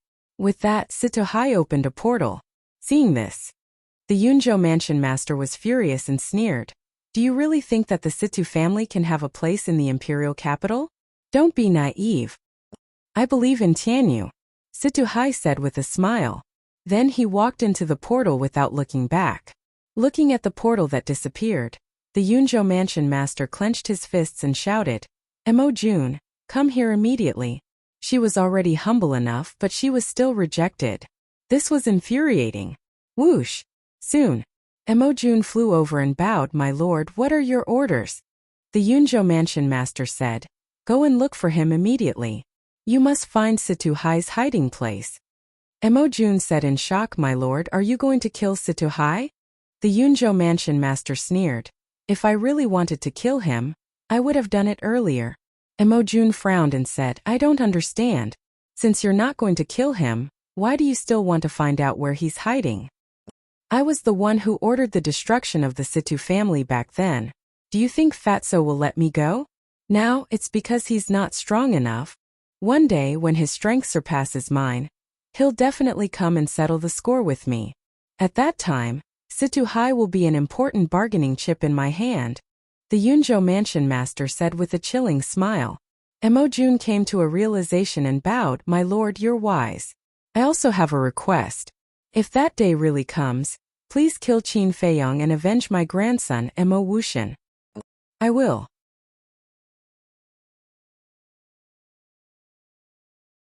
Chapter 678. Spiritual State. In a courtyard of the mansion master's mansion, the old man sat in the pavilion and looked at Qin Feiyang and the others with a livid face. Qin Feiyang and the others stood in front of the old man obediently, not daring to even breathe loudly. "Haha!" Suddenly, Old Master Li laughed in relief. They looked at each other. They all thought that the old man was going to punish them, but he laughed instead. Fatso whispered, "Do you think the old man is having a stroke? You're the one who's having a stroke." The old man stopped laughing and glared fiercely at the fatty, saying, "I laughed because I remembered the faces of the Yun State Manor Lord and the other old bastards back then. So, it doesn't mean that I'm not angry." Fatso pursed his lips. "It's not our fault. Why are you angry? Still complaining?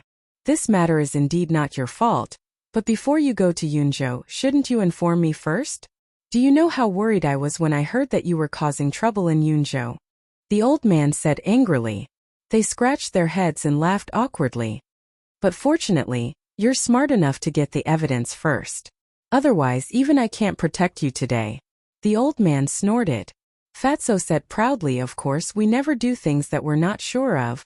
"Forget it." The old man rolled his eyes at him and said, "This matter is over, so this old man won't pursue it anymore. However, this old man hopes that you won't cause any more trouble for me before we enter the imperial capital." "Yes." The few of them stood up straight and replied respectfully. Looking at their serious faces, the old man couldn't help but shake his head and laugh. He looked at Fatso and said, "Do you still want to kill the Yunzhou mansion master?" Fatso nodded without hesitation. "I won't persuade you because she deserves it.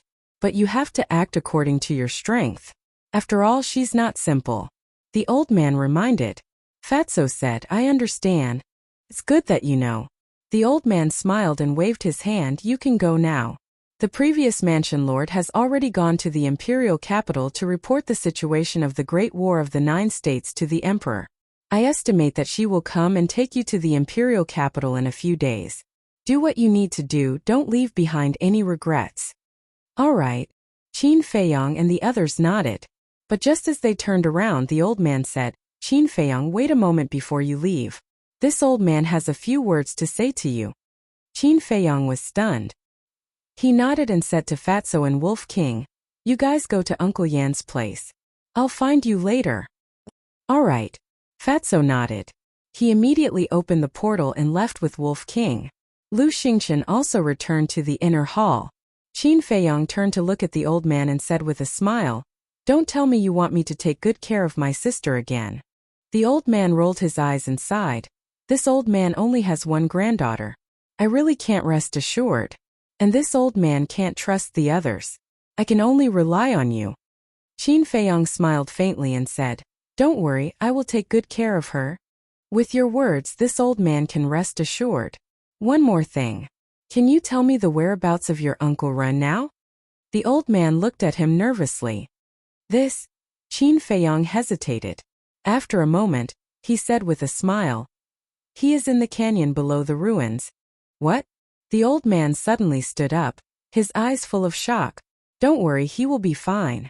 As for why he is there, I promised him that I won't tell anyone, including you," Qin Feiyang said. "A person must keep his word. This old man understands. Actually, this old man doesn't really care about the reason. I just want to know that he is safe." The old man said with a smile. Qin Feiyang was stunned. He smiled bitterly and said, "You are really indifferent." The old man shook his head and said, "It can't be helped. I am old and there are many things that I can't do. Go about your business." Qin Feiyang looked at the old man deeply. He turned around and opened a portal. Just as he was about to walk in, he suddenly thought of something and turned to the old man and asked, "After you retire, do you plan to let Wang Hong take over the position of mansion master?" "Yes. His ability is the strongest among all the commanders. Most importantly, he is just like this old man. He has a just and fair heart. This old man has already asked the previous mansion master to recommend him to the emperor." The old man said with a smile. Qin Feiyang nodded and didn't stay any longer. He turned around and stepped into the portal. After arriving at the sacred hall, he drank with Yan Nanshan until evening. Only then did Qin Feiyang leave with Fatso and Wolf King. Following that, they went to visit Lu Yun and chatted until late into the night. When they returned to the inner hall, most of the inner hall disciples had gone to cultivate. There was dead silence everywhere. In the sky, The full moon hung high in the sky and the stars twinkled. Under the moonlight, the entire inner hall seemed to be covered in a layer of silver. 2 men and 1 wolf stood above the pill fire hall and scanned the mountains and rivers below. Fatso asked, "Boss, do you remember how long we have been in the state capital?" "I've been too busy. I can't remember." Qin Feiyang shook his head. "That's right. I've been so busy that I can't even remember the time. It's obvious how much we have experienced here. To be honest, we are about to leave. I really can't bear to leave." Fatso sighed. "How pretentious." Wolf King rolled his eyes. "It's not pretentious. It's emotional. Because once we leave, we don't know when we will return." It was rare that Fatso didn't bicker with Wolf King. His brows were filled with sadness. "Then stay here and take a good look. Give me the herbs. I'll refine the pills," Qin Feiyang said with a faint smile. "The herbs are with Lu Hong." Fatso responded and asked with a voice transmission, "Boss, aren't you going to visit the mermaid princess?" Qin Feiyang's body stiffened. Fatso said, "It's been so many years. I'm sure she misses you. Even I can't see any hope. How can I give her hope?" Qin Feiyang laughed self-deprecatingly. He shook off Fatso's hand and stepped into the air without looking back. The Wolf King glanced at Qin Feiyang's back and said angrily, "I say, you damn fatty, why do you have to bring it up? Did Fat Lord say something wrong? Boss actually likes the mermaid princess very much." Fatso snorted through his nose. "You're right. Little Qin Zi does have feelings for the mermaid princess. But you also know that he doesn't dare to face this feeling now. So don't mention this again in the future. When he finishes all his grudges in the capital, he will naturally go to her." Wolf King said. "Got it." Fatso nodded.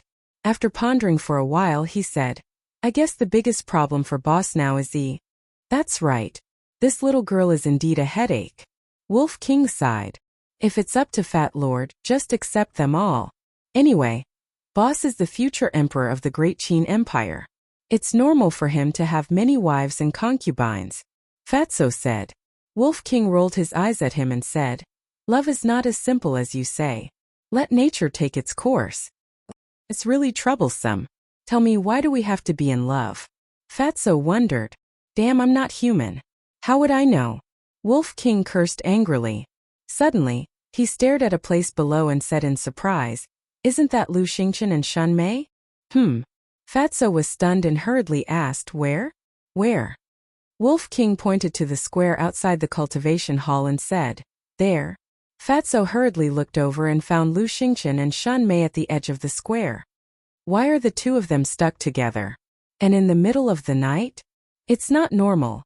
Fatso thought for a while and said with a smile, "Do you want to go take a look?" "Of course." Wolf King smiled sinisterly. Then, 1 man and 1 wolf stealthily sneaked in that direction. Pill Fire Hall. Pill Refining Room 1. This was originally Dongfang Wuhan's pill refining room, but now that he was dead, it naturally fell to Qin Feiyang. After wandering around the pill refining room a few times, Qin Feiyang entered the castle and looked at Lu Hong with a smile. "Have you sorted out the herbs you swept in the Butterfly Valley?" "Yes." Lu Hong nodded. Qin Feiyang asked with a smile, "What's the result?" "I've collected 2 portions of 9-turn dragon blood pills. Now I'm only missing 2 portions of dragon blood. I've also collected 3 portions of spirit sea pills. There are 4 portions of essence soul pills. There are also a lot of herbs for potential pills, 9 chu yellow dragon pills, and red fire-colored glass pills. In short, it's not bad," Lu Hong said with a smile. Qin Feiyang was overjoyed. This was not just not bad, it was a great harvest. "I've also divided the herbs Yin Yuanming gave us. According to the 3070, for the 3,000 portions of red fire-colored glass pills, we should have 900 portions. For the 500 portions of potential pills, we should have 150 portions. For the rest of the pills, we should have 30,000 portions each. I've put all the herbs in this Qiankuan bag." As Lu Hong spoke, she took out a Qiankuan bag from her arms. Qin Feiyang looked at the Qiankuan bag and said with a smile, "Keep these herbs first and give them to me when I need them." "Okay." Lu Hong put away the Qiankuan bag and took out another Qiankuan bag, saying, "The herbs in here are all for Yin Yuanming. There are a lot of them." I'm afraid it will take at least half a month. Half a month? Qin Feiyang frowned. Yes, 2,100 portions of red fire-colored glass pills, 350 portions of potential pills. As for the other pills such as healing pills, bone replenishing pills, regeneration pills, and so on, there are 70,000 portions of each. In total, there are more than 500,000 portions of herbs. I think it's impossible to refine them in half a month. Lu Hong shook her head and said with a smile, "This old fox is really greedy." Qin Feiyang was a little annoyed. With his current refining speed, he could refine one pill every 10 breaths.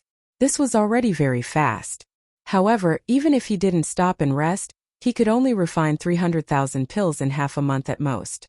And the old man said that he would probably enter the capital in a few days. There was no time at all. Lu Hong asked, "Why don't we return all these herbs to him?" "Forget it. We can't go back on our word since we've promised him. Besides, if we really return them, we won't be able to earn the 900 portions of red fire-colored glass pills and 150 portions of potential pills. This is also a huge fortune. Let's see how many we can refine."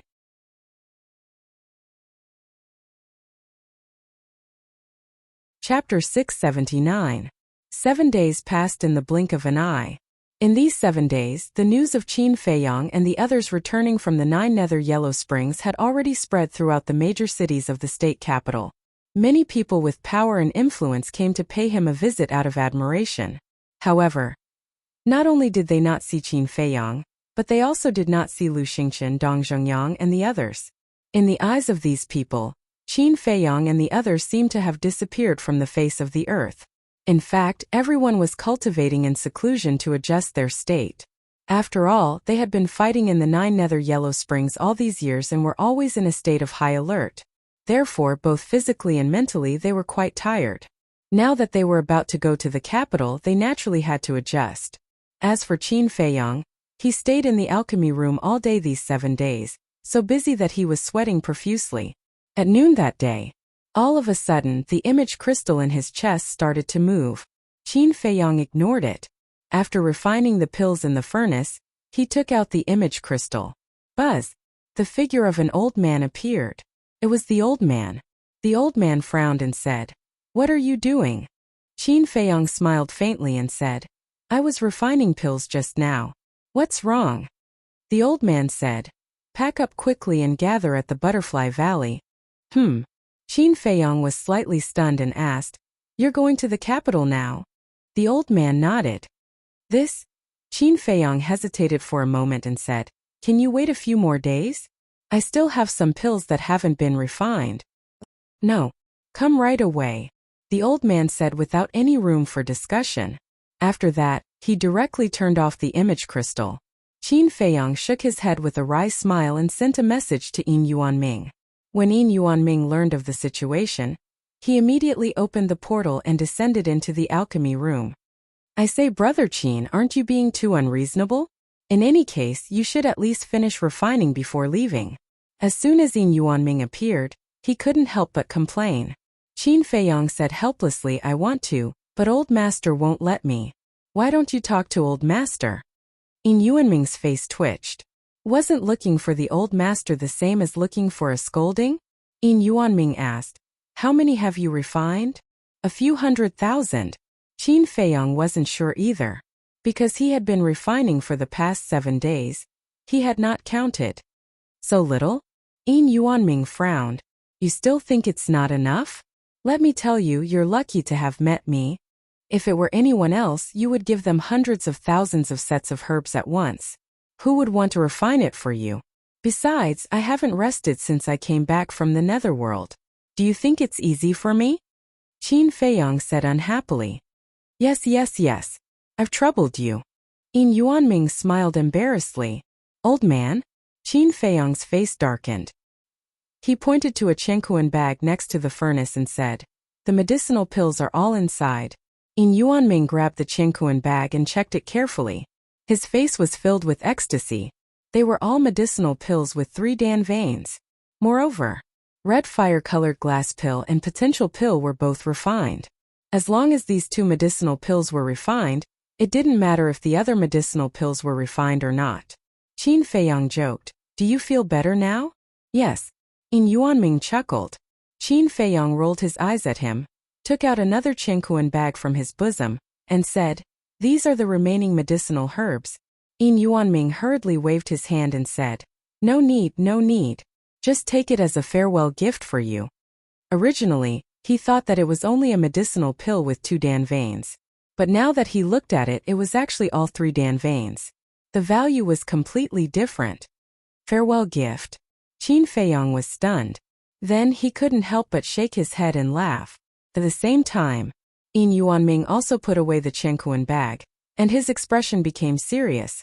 Brother Qin, although I have never been to the imperial capital, but I can imagine that it is definitely crueler than the state capital.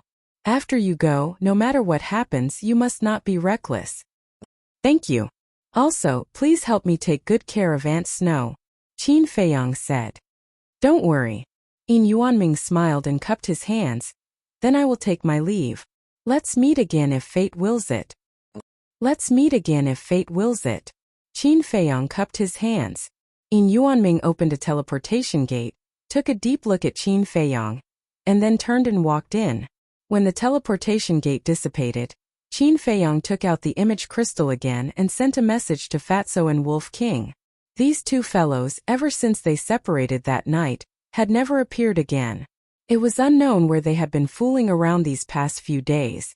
A moment later, Fatso and Wolf King materialized. Behind them were endless mountains and rivers. Qin Feiyang frowned and said, Where are you? Fatso said, The mountains outside the city. Why? Qin Feiyang said, Let's go to Butterfly Valley immediately. The old man is already waiting for us there. Fatso said, Go to the imperial capital? Qin Feiyang nodded. Fatso was refreshed and said, Okay, we will go there right away. We will bring 2 friends along with us. Friends? Qin Feiyang was taken aback, but before he could ask, Fatso turned off the image crystal. What friends? Muttering in confusion, Qin Feiyang put away the image crystal and took out a teleportation gate. But just as he was about to open the teleportation gate, he suddenly stopped and lowered his head to ponder. Finally, he entered the castle and looked at Lin Yi. At this moment, Lin Yi and Lu Hong stood together. It was unknown what they were talking about, but there was a smile on their faces. Qin Feiyang asked curiously, What are you talking about? Why are you smiling so happily? Lu Hong smiled and said, Nothing, just some topics between women. Qin Feiyang smiled and looked at Lin Yi again.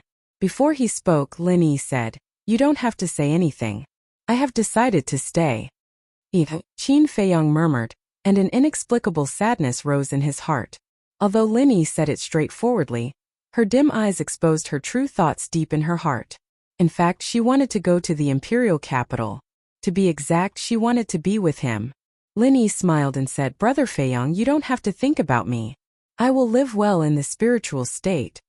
But this smile was stiff. Looking at this smile, Qin Feiyang's heart suddenly felt a burst of pain. Lin Yi calmly stretched out her hands and smiled. Brother Feiyang, this farewell may be forever. Can I hug you one last time? Qin Feiyang sighed secretly and stepped forward. The 2 hugged each other. At this moment, Lin Yi was obsessed with him like never before. She couldn't help but burst into tears, blurring her vision. But she did not cry. She wept silently. After a while, she forced a smile and whispered, Brother Feiyang, when you go to the imperial capital, you must take good care of yourself. I will. You have to take care of yourself too. If you encounter any trouble, let the old man find a way to inform me. I will definitely rush back as soon as possible, Qin Feiyang reminded, and his nose couldn't help but sour. Lin Yi nodded, quietly wiped away her tears, got up, pushed Qin Feiyang away and smiled. Don't let the old man wait for a long time. Send me out. Sigh. Qin Feiyang sighed again and appeared in the alchemy room with Lin Yi. Immediately, Lin Yi took a few steps back and looked at Qin Feiyang silently. Qin Feiyang waved his hand, and the portal opened. It was at this moment he suddenly felt that he was simply a bastard. He should feel lucky to have a woman who likes him so much. He should cherish her. But, yet, time and time again he had made the other party cry. He couldn't wait to slap himself a few times. I really don't know how lucky I am. Linny smiled and said, "What are you thinking about? Why aren't you going? If the old man gets angry, the consequences will be very serious." Qin Feiyang's mind trembled, and he suddenly made a decision. He turned to look at Lin Yi and said, "If I can survive in the imperial capital, I will definitely come back to find you." After saying that, he turned around resolutely and walked into the portal. At the same time, Lin Yi also smiled. Like a blooming flower, she was particularly beautiful.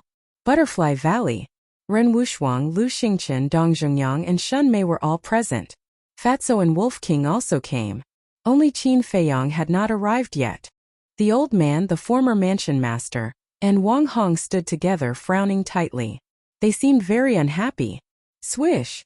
Suddenly, there was a shock in the void, and a white figure appeared out of thin air. Fatso hurriedly said, "Boss is here." The old man looked up, and his old face suddenly became angry. He said, "I asked you to come immediately. What are you waiting for?" The ugly old woman followed and said, "I asked you to go to the imperial capital, but you are still so slow. You might as well not go." Qin Feiyang's face changed. He hurriedly admitted his mistake and said, "I'm sorry. I was delayed by something." The old man rolled his eyes at him and looked at everyone. "Since everyone is here, I will announce one thing." "What is it?" Everyone was puzzled. The old man said, "Wang Hong has now been officially appointed as the mansion master of the spiritual state. Remember to call him mansion master in the future. Don't call him commander anymore." "Sure enough," Qin Feiyang murmured. Dong Zhengyang and the others looked a little shocked, especially Ren Wushuang. She glanced at Wang Hong, then looked at the old man and asked, "Grandpa, what about you?" The old man smiled and said, "Grandpa is old. It's time to put down the burden. I will stay here in the future and guard this altar."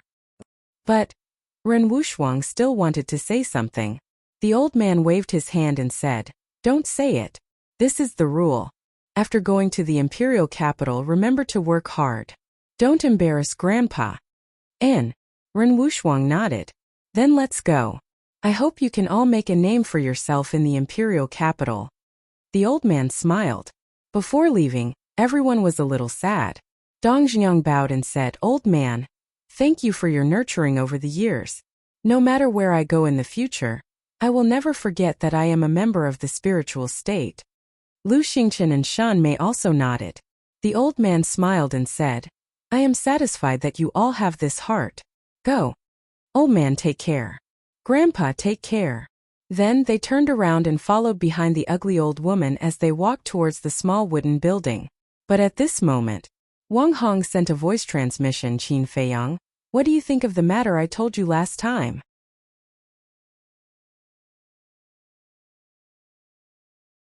Chapter 680. Who? Wang Hong was taken aback and asked secretly. Qin Feiyang said, "Lin Yi. She is now in alchemy room number 1 in the inner hall. I will have to trouble you to take care of her for me in the future." "Okay. Thank you," Wang Hong said gratefully in secret. "With our relationship, it's too polite to thank me. Let's go. Take care." Qin Feiyang responded with a smile, then took Fatso and Wolf King, turned around and chased after Lu Xingchen and others. Looking at the back of the group of people, the old master sighed. Our spiritual state finally has someone going to the capital. It's not easy. Yeah. Wang Hong nodded and smiled again. I believe this will be a good start. Yes. In the future, our spiritual state will definitely have many talents. By the way, you and Qin Feiyang were flirting with each other just now. Did you say something secretly? The old master asked. Wang Hong shook his head and smiled. It's nothing. I just told him to keep a low profile in the capital.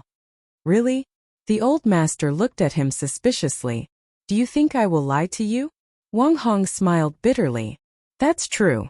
According to his character, if no one restrains him, I don't know what kind of trouble he will cause in the capital.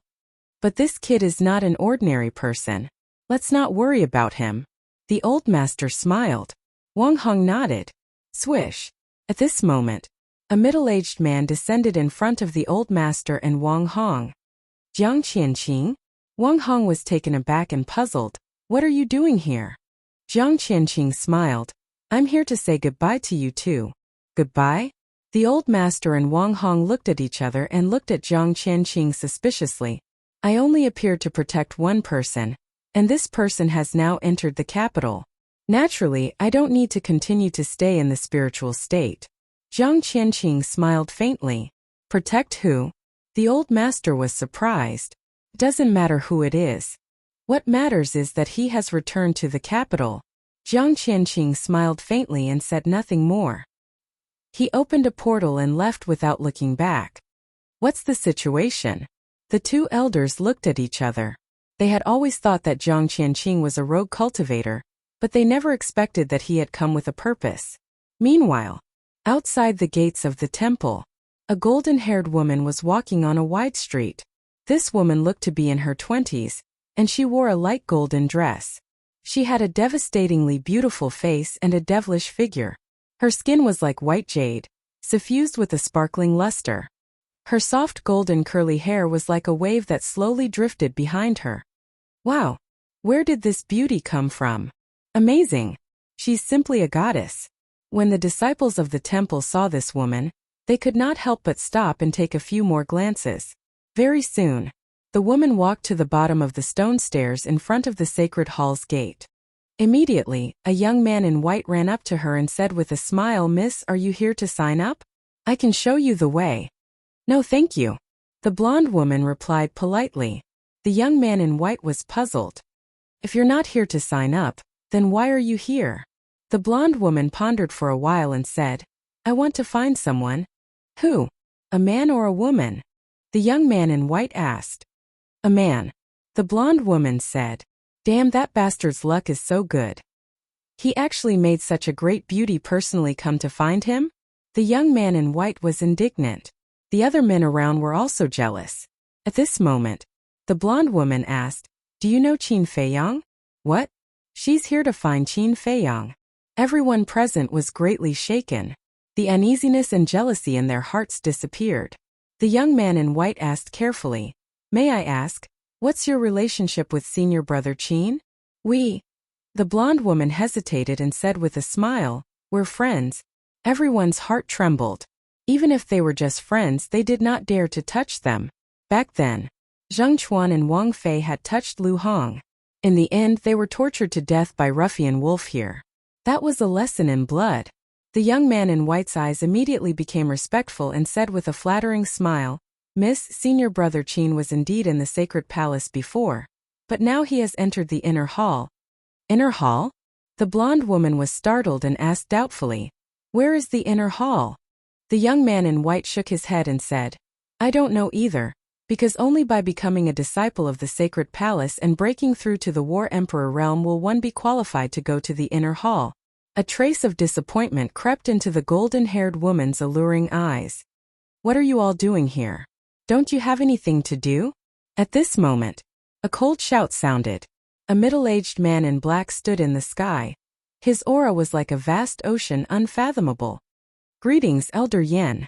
Upon seeing this person, the disciples present all bowed and greeted him. That's right. This person was Yan Nanshan. "Do you all think that you're very strong now and don't need to cultivate? If that's the case, then all of you should get out of the sacred palace, because the sacred palace doesn't need people like you who don't want to improve." Yan Nanshan shouted with a cold face. No, we'll go and cultivate now." The group of disciples' faces changed drastically, and they immediately dispersed. "Miss, Elder Yan and senior brother Qin have a good relationship. You can ask him for help." The young man in white whispered to the blonde woman and immediately fled in fear. Because Qin Feiyang and the others' departure was not announced to the public, other than the various big shots, the other people in the continent's capital did not know that Qin Feiyang had left. They thought that he was still in the inner hall. After the disciples left, Yan Nanshan lowered his head and looked at the blonde woman with a trace of surprise in his eyes. This little girl didn't look very old, but she was already a one-star war emperor. Cough. He coughed and said with a serious face, "Miss, this is the sacred palace. Outsiders are not allowed to enter. If you're here to register, then pass the first test. If not, please leave immediately." After saying that, he turned around and left. "Senior, wait." The blonde woman hurriedly said, "What's the matter?" Yan Nanshan stopped and lowered his head to look at the blonde woman. The blonde woman cupped her fists and said, "I would like to ask Senior to bring me to see Qin Feiyang." Yan Nanshan was stunned and landed in front of the woman. He frowned and said, "Who are you to Feiyang?" I'm his friend," the blonde woman said. "Friend?" Yan Nanshan looked at the blonde woman. He was not the same as the group of disciples just now. He had seen countless people, and he could tell that the woman was not telling the truth from her tone. Yan Nanshan said with a straight face, "Leave." "Why?" The woman suddenly became anxious. "Because you're not honest." Yan Nanshan said and pretended to turn around and leave. "Senior," I said, "actually I missed him too much, that's why I came to find him." The woman stammered. Her cheeks were already flushed red by the time she finished speaking. Yan Nanshan was stunned. What kind of relationship was that? This brat sure hid it well. Yan Nanshan cursed in his heart and said with a smile, "Young lady, you're late. Feiyang is already on his way to the capital." The blonde woman's face turned pale. Yan Nanshan said, "If you have anything to say, you can tell me first. I'll pass it on to him when I have the chance." The woman said, "Can't I meet him personally?" Yan Nanshan shook his head. "No, unless you go to the capital too." "But that's impossible." The woman said anxiously. "Then what do I have to do to enter the capital?" Yan Nanshan said, "Become an inner palace disciple and pass the Great Nine States competition. However, there are still 10 years until the next Great Nine States competition." 10 years. The blonde woman's face turned paler and she murmured, "Why didn't he come to see me when he left the spiritual state? Was it really my wishful thinking?" The woman turned around and left with a look of disappointment. However, she stopped after taking 2 steps and lowered her head as if she was struggling with something. Suddenly, she turned around and looked at Yan Nanshan with a determined look in her eyes. "Senior, I want to enter the inner palace." Yan Nanshan looked at her deeply and smiled. "What's your name?" The blonde woman thought for a moment and said, "Senior, just call me your." "Okay, follow me." Yan Nanshan nodded and turned to walk up the stone stairs that led to the entrance of the palace. Whoosh! The woman took a deep breath and followed him resolutely. In the passage leading to the teleportation altar, Qin Feiyang and the others were moving as fast as lightning. Suddenly, Qin Feiyang felt a sharp pain in his heart. He immediately stopped and touched his chest. His eyes were filled with bewilderment. This pain came from the concentric knot. At this moment, he could clearly sense the mermaid princess's current emotions. There was disappointment, sadness, and helplessness. He did not understand why the mermaid princess would suddenly have such emotions. Fatso noticed Qin Feiyang's strange behavior and asked suspiciously, "Boss, what's wrong?" Qin Feiyang did not answer, his eyes flickering. "No. I have to go to the Sea of Despair to take a look." He was worried. He was afraid that something would happen to the mermaid princess. But just as he turned around, those strange emotions disappeared again? What's going on? Qin Feiyang was confused. Could it be that the mermaid princess already knew that he was leaving the spiritual state? But that couldn't be. The mermaid princess was in the Sea of Despair, isolated from the world. How could she have received the news? At this moment, the ugly old woman said angrily, "Qin Feiyang, tell me, what are you trying to do? If you don't want to go, just say it." "I'm sorry." Qin Feiyang quickly turned around and apologized. "Don't waste time, let's go." The ugly old woman glanced at him coldly, then turned around and continued to rush forward. Lu Xingchen and the others glanced at Qin Feiyang suspiciously. Then, they immediately unleashed their fastest speed and followed after him. Fatso frowned and said, "Boss, what's wrong with you? Why do you look uneasy?" "It's nothing, let's go." Qin Feiyang smiled and chased after Lu Xingchen and the others. Although he didn't know why, from the emotions transmitted by the concentric knot, the mermaid princess's life was not in danger.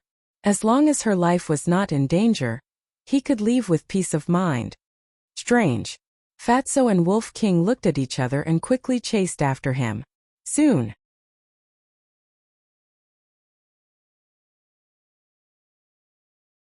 Chapter 681.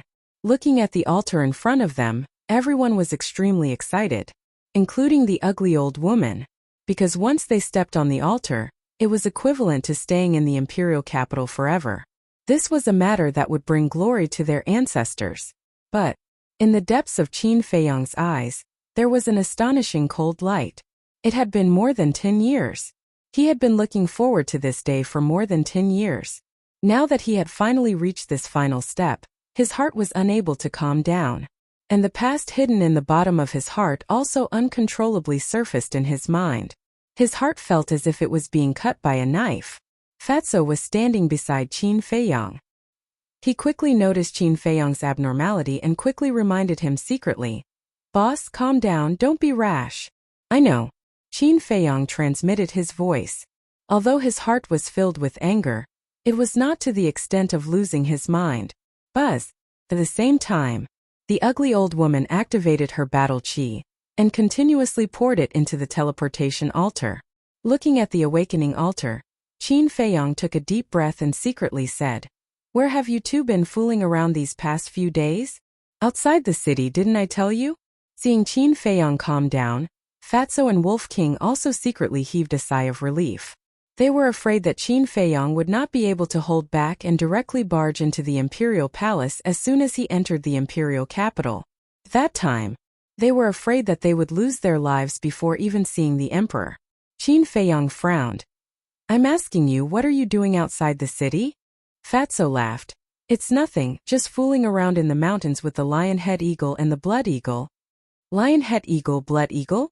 Qin Feiyang was slightly stunned and asked, "The two little friends you mentioned are them?" "That's right. Who else do you think it is?" Fatso and Wolf King nodded. Qin Feiyang looked around, then looked at Ren Wushuang and asked suspiciously, "Then where are they now? Why don't I see them?" "We're here. How is it? Isn't it a huge surprise?" Before he finished speaking, Lionhead Eagle and Shuang came out from Ren Wushuang's bosom and laughed mischievously at Qin Feiyang. Qin Feiyang looked at them and was speechless. What kind of surprise was this?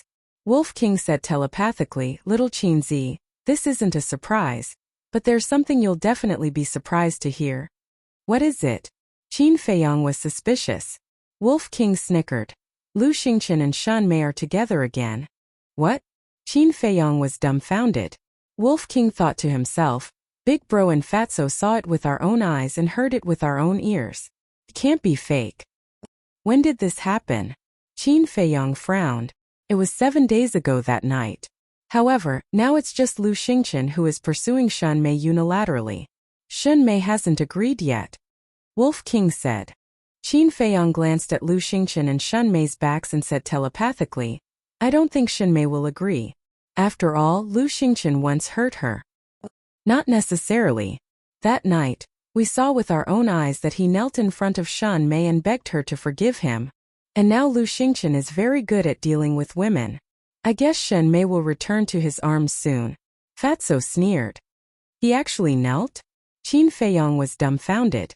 After all, now Lu Xingchen was a person with strong self-esteem. Even if a knife was put to his neck, he might not be able to force him to kneel. Could it be that this person really likes Shan Mei? Of course, if this person really likes Shan Mei, it could be considered a good thing. But he was afraid that Lu Xingchen would want to use her to do some shady business. After all, this was a person with a criminal record. It seemed that he had to find time to talk to Ren Wushuang about this matter, and let her remind Shan Mei to avoid another tragedy. This time, with a low buzzing sound, the transmission altar was completely activated. "Let's go," the ugly old woman called out and took the lead to jump onto the transmission altar.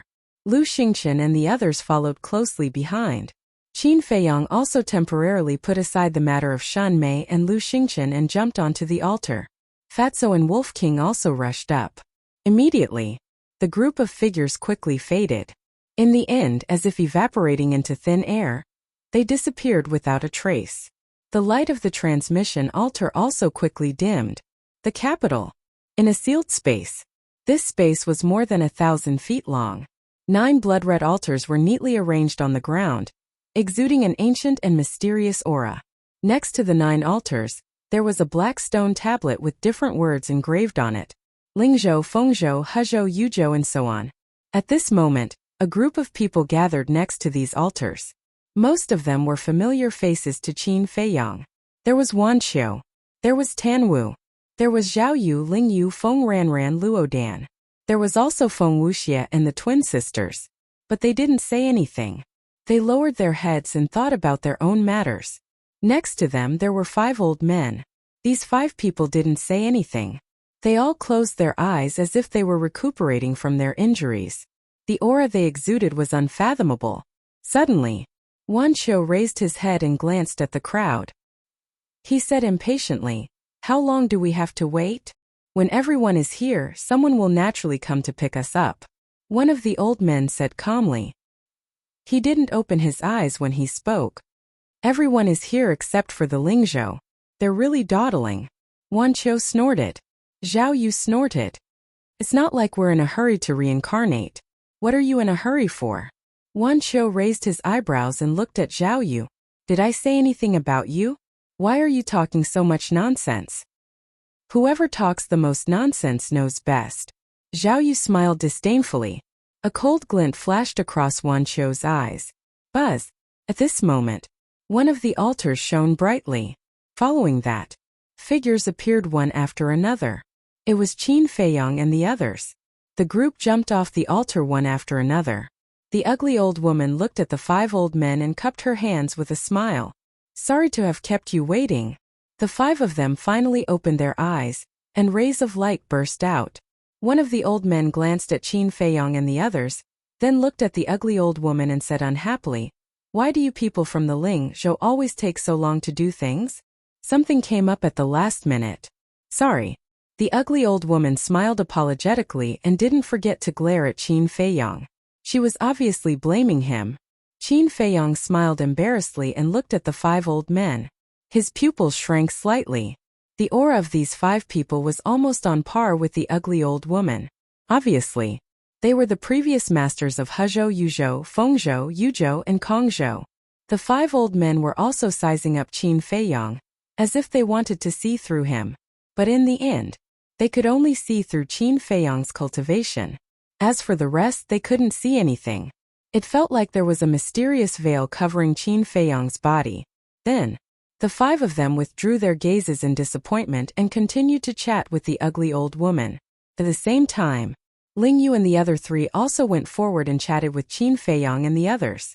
As for Wan Qiu, Feng Wuxia, and the other 2, they looked at Qin Feiyang and the others with a sharp gaze. As for Tan Wu, he didn't greet anyone or say a word, seeming a little lonely. While chatting, Qin Feiyang looked around. It was fine if he didn't look. But when he looked, his eyes were filled with surprise. This place looked so familiar. It felt like he had been here not long ago. He thought carefully for a moment and suddenly had a flash of inspiration. He remembered. It was the illusion of the Bridge of Helplessness. Back then in the illusion, he had been to a place called the Pagoda. And the space on the first floor of the pagoda, be it the size or layout, was exactly the same as here.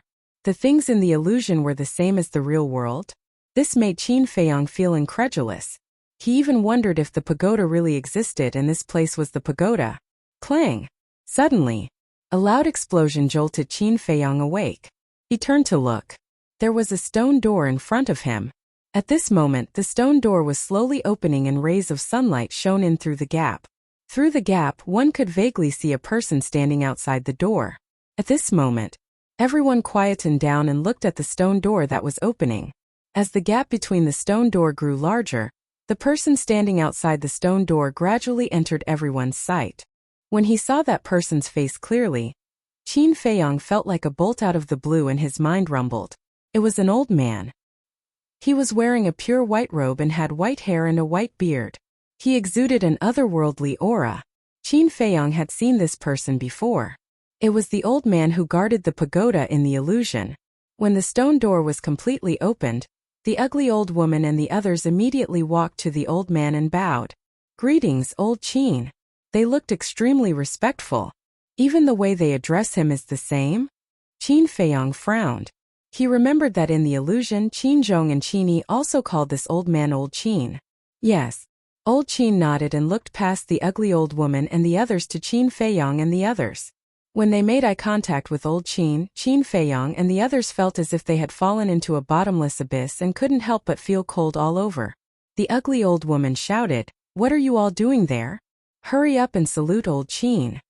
"Greetings, old Qin." Everyone quivered and bowed respectfully one after another. Old Qin glanced at them one by one and suddenly locked his eyes on Qin Feiyang. Qin Feiyang's heart trembled. Could it be that he had seen through his identity? If the illusion was really the same as the real world, then this was the back mountain of the Imperial Palace. And this old Qin, as a member of the Imperial Palace, must know what he looked like when he was young. So, his heart was in his throat. Old Qin looked at Qin Feiyang for a moment and asked, "You are the Qin Feiyang who killed everyone in the 9 underworlds?" "That's me." Qin Feiyang nodded and secretly breathed a sigh of relief. It seemed that he hadn't been discovered. "The 2 palace lords of the spiritual state have praised you, saying that you have great talent and are a rare talent. But being talented doesn't give you the right to be arrogant. This old man has a piece of advice for you. You'd better behave when you come to the capital, because this place has no lack of powerhouses and geniuses," Old Qin said. The 2 mansion lords he was referring to were naturally the old man and the ugly old woman. Qin Feiyang frowned slightly and said, "Thank you for your advice, old Qin. I will remember it." Wan Qiu looked at Qin Feiyang gloatingly. "This is the price of being arrogant. Let's see if you dare to be arrogant in the future." But then, Old Qin suddenly looked at Wan Qiu and sized him up and asked, "You are Wan Qiu?" "Yes, I am." Wan Qiu hurriedly replied respectfully. Old Qin said, "Do you feel good seeing Qin Feiyang being taught a lesson?" Wan Qiu's expression froze and he quickly shook his head. "I don't." "You better not. Although Qin Feiyang is arrogant, no one says that he isn't good at anything else. As for you, you started rumors and created trouble to frame Qin Feiyang. Your intentions are worthy of death. If this had happened in the imperial capital, you would have been dead long ago," Old Qin said expressionlessly. Hearing this, Wan Qiu was so scared that he broke out in a cold sweat. He nodded repeatedly and said, "Old Qin is right. I promise that I won't do it again." This time, on the other hand, Qin Feiyang and the others looked at him gloatingly. The saying that evil people have their own retribution was true. Old Qin glanced at Wan Qiu coldly and said, "Come out." Immediately, a group of people came out in a line. Outside there was a small square paved with black stones. There were traces of severe weathering. It was obvious that it had been there for many years.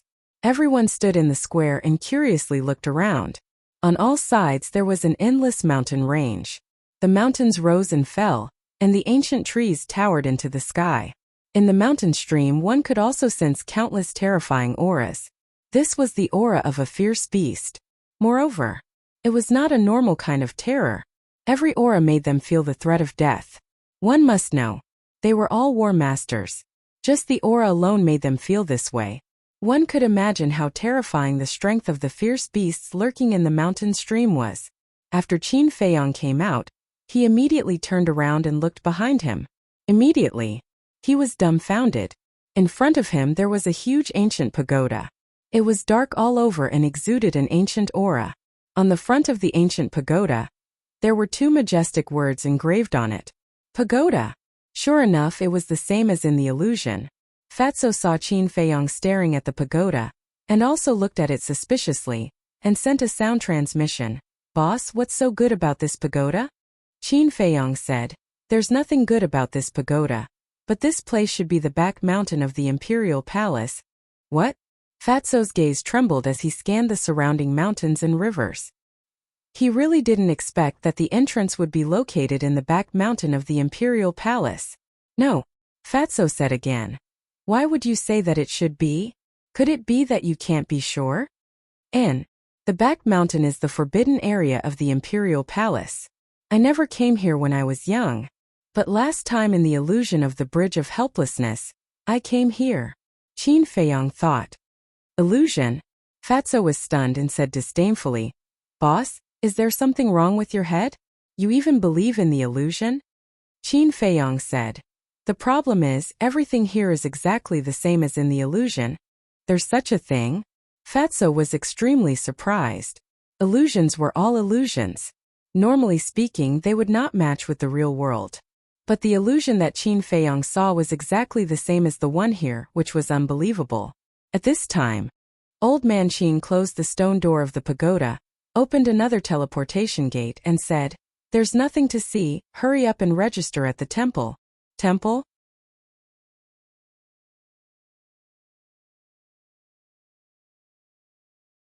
Chapter 682. Soon, a group of people descended in front of a stone staircase. The stone staircase was more than 10 meters wide and more than 20 meters high. There were about 50 to 60 steps, and it was filled with an ancient aura. And on top of the stone staircase there was a stone tablet. The stone tablet was more than 10 meters tall, and it was completely white as if it was made of white jade. There were 2 big words engraved on it: Temple. These 2 words were like iron hooks and silver strokes, exuding a majestic aura. Behind the stone tablet, there were many magnificent halls. Some were tens of meters tall, some were hundreds of meters tall, and some were even towering into the clouds. This is the temple? Everyone glanced at the buildings, and their eyes were filled with curiosity, including Fatso and Wolf King. Only Qin Feiyang didn't have the slightest ripple. After all, he was born in the imperial capital, and he wasn't unfamiliar with the temple. Fatso asked secretly, "Boss, do you know what this temple is for?" "What else can it be for? It's nothing more than the same as the temple, cultivating talents to serve the great Qin Empire." Qin Feiyang transmitted his voice, and there was a trace of disdain in his tone. "I see," Fatso muttered and said again, "Then is the temple also divided into the martial arts hall and the Dan hall?" "Definitely." Qin Feiyang nodded. "Then is there a spiritual power restriction?" Fatso asked. The Dan hall of the temple had a spiritual power restriction, and only those who had reached level 5 of spiritual power could enter. "I don't know about that." Qin Feiyang shook his head. Fatso was stunned and said in surprise, "You're not from the imperial capital, how can you not know?" "Must I know if I'm from the imperial capital?" Qin Feiyang rolled his eyes at him. Actually, the temple had a very high status in the imperial capital, because the master behind the temple was the current emperor. Therefore, even the children of the feudal lords would fight to enter the temple.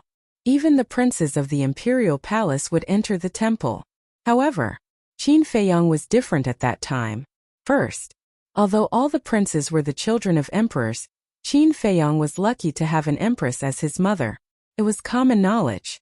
The status of celestial empress would be higher than those concubines in the imperial harem. As such, at that time, Qin Feiyang's position in the imperial palace was also higher than the other princes. Second, at that time, Qin Feiyang was deeply favored by the emperor. The emperor often taught him cultivation personally, so there was no need for him to enter the temple. Or rather, even if he wanted to enter the temple at that time, the emperor and empress would not allow it. Therefore Qin Feiyang only had a general understanding of the temple. As for the details, he had no idea. Of course, in the past he had disdained to inquire about these things. Da-da. Suddenly, the sound of steady and powerful footsteps came from the top of the stone stairs. Soon, a middle-aged man in black entered the line of sight of Qin Feiyang and the others. This burly man was about 1.9 meters tall and had bulging muscles all over his body. He was filled with a wild aura. Seeing this person, everyone's pupils shrank, because they could not see through this person's cultivation at all. At the same time, the burly man also lowered his head and looked at Qin Feiyang and the others. There was no expression on his rough face. No one knew what he was thinking. Dong Zhenyang looked at the black-robed old woman and said in a low voice, "Senior, do you know who he is?" "I don't know." The black-robed old woman shook her head. Without knowing the other party's identity, she did not know how to address him. Therefore, for a moment the ugly old woman and the others were also at a loss. The middle-aged man suddenly said, "Are you people from the 9 great regions?" His voice was very loud and clear, shaking everyone's eardrums. Yes. The ugly old woman and the others nodded respectfully. The middle-aged man said, "My name is Yu Ming, the law-enforcing elder of the Temple Law Enforcement Hall. I am here to pick you up." "Greetings, Elder Yu Ming." The 6 of them immediately bowed. Qin Feiyang and the others also bowed in greeting. "Follow me," Yu Ming said lightly, then turned and left. The ugly old woman and the others led Qin Feiyang and the others up the stone stairs in a hurry. Wolf King asked suspiciously. Little Qin Zi, what is the Law Enforcement Hall? The Law Enforcement Hall exists to maintain the order of the temple. Qin Feiyang said. The number of disciples in the temple was uncountable. Therefore, in order to maintain the order of the temple set up a law enforcement hall. And each person in the law enforcement hall was very powerful. Moreover, they controlled the life and death of the disciples of the temple. They even dared to kill the children of the feudal lords. Therefore, their status in the temple was very high, and they were also the most feared existence of the disciples of the temple. Algo. They even dared to kill the children of the feudal lords. Fatso and Wolf King were stunned. They have such power because the law enforcement hall is directly under the jurisdiction of the temple master. And the temple master is the state preceptor. Qin Feiyang said. State preceptor? Fatso was puzzled. The state preceptor is the person with the highest status in the Great Qin Empire, except for the emperor and the empress. Moreover, he is the master of the current emperor. Qin Feiyang said. The master of the emperor. Fatso and Wolf King looked at each other, their eyes full of shock. Wolf King asked, is this state preceptor stronger than the current emperor? I don't know. This state preceptor is very mysterious, and he is elusive. I only saw him once when I was a child. Qin Feiyang shook his head. Fatso said, Fat Lord is sure that this person's strength must have reached the level of heaven and earth, and he is likely to be an obstacle to your revenge in the future.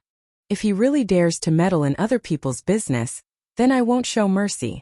Qin Feiyang sneered. Heard. Fatso and Wolf King couldn't help but shake their heads and laugh. They had never doubted Qin Feiyang's ability.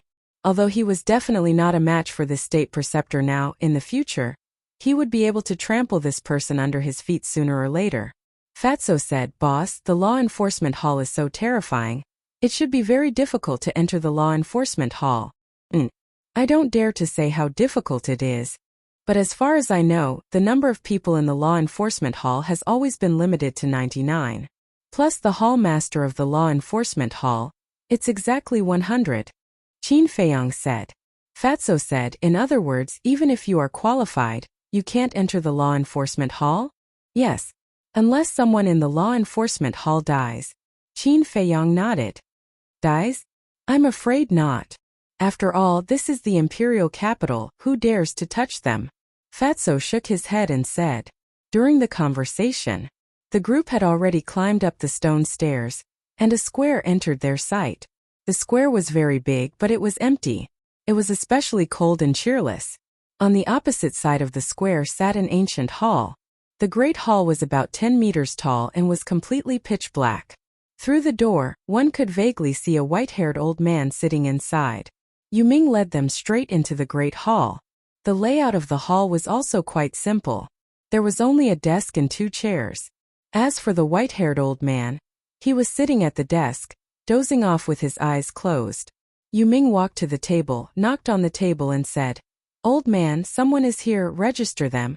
The white-haired old man slowly opened his eyes, looked at Yuming, then looked at Qin Feiyang and the others, and said indifferently, Report your name and cultivation. The ugly old woman asked, Do we want it too? Nonsense. If you don't tell me your name, how can I register you? And how can I give you an identity token? The white-haired old man said without raising his head, his tone somewhat impatient. Zhu Yu 9-star war sect. The ugly old woman hurriedly said. What? Qin Feiyang, Fatso and Wolf King's eyes all trembled. He never thought that this old witch would actually be a 9-star war sect. She was only 1 step away from becoming a war saint. At the same time, the white-haired old man took out a white token from the drawer under the desk. Next, the white-haired old man's fingertips surged with battle chi as he waved the token a few times. Then, he threw the token onto the table and said, Next. The ugly old woman consciously stepped forward and grabbed the white token. Then, she retreated to the side and looked at the token in her hand with an excited expression. Because as long as she obtained this identity token, she would be able to stay in the imperial capital forever. The previous palace masters of He Prefecture, Yu Prefecture, Feng Prefecture, Kong Prefecture, and Yu Prefecture also stepped forward one after another and received their respective identity tokens. Moreover, they were all 9-star war sect. Next, it was Qin Feiyong and the others' turn. Qin Feiyong was not in a hurry, and first let Lu Xingchen and the others receive their identity tokens. About 100 breaths passed. Everyone had gotten it. Only Qin Feiyong and Wolf King were left. Qin Feiyong, one Star War sect. Qin Feiyong consciously walked forward. The white-haired old man didn't ask anything and directly gave the identity token to Qin Feiyong. Following that, the white-haired old man closed his eyes and began to doze off. Wolf King frowned and asked, "Where is brother's identity token?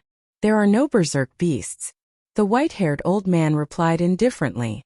Wolf King said angrily, "Damn, you are looking down on us berserk beasts." Shwa! The white-haired old man suddenly opened his eyes, and 2 cold rays of light shot out. At this moment, not only Wolf King, even Qin Feiyong and the others felt as if they had fallen into hell. They couldn't help but feel goosebumps all over their bodies. Even the ugly old woman and the others were the same. But very quickly, the white-haired old man closed his eyes again.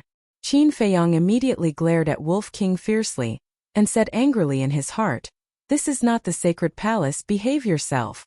Got it? The Wolf King pursed its lips, feeling a lingering fear. The old man in front of him looked very ordinary. There was no aura on his body, but it was obvious that he had hidden his cultivation. Yuming also looked at Wolf King meaningfully and asked, "Are there any alchemists among you?" The ugly old woman nodded and said, "Yes, Qin Feiyong is." Then next, "Alchemists, report to the Dan Hall. Martial artists, report to the Martial Arts Hall. Remember, in the Sacred Palace, disciples are strictly prohibited from fighting in private. Otherwise, regardless of right or wrong, they will be punished." Yu Ming said, "Disciple will remember." Everyone replied respectfully, "Best remember." Yu Ming glanced at the few of them and said, his tone carrying a hint of warning, "Finished." With a wave of his hand, he took the ugly old woman and the others and disappeared without a trace. They left just like that? Qin Feiyong and the others looked at each other in dismay. Leaving them here just like that, wasn't this person too irresponsible? Shouldn't he at least tell them the location of the Martial Arts Hall and the Dan Hall? "What should we do?" Zhao Yu asked. Everyone was at a loss of what to do. Luo Dan pointed at the white-haired old man sitting at the desk and said softly, "Should we ask him?" "I don't dare." Feng Ranran shook her head. Ling Yu gritted his teeth and said, "I'll ask." But before Ling Yu could speak, the white-haired old man said, "Go and find it yourself. If you can't even find the Martial Arts Hall and the Dan Hall, it means that you are too stupid. Our sacred palace doesn't welcome idiots." Heard. Everyone couldn't help but show a hint of anger in their eyes. After all, they were the best in the 9 prefectures. Not only did they not have anyone to guide them, but they were also criticized like that. Wasn't this too much?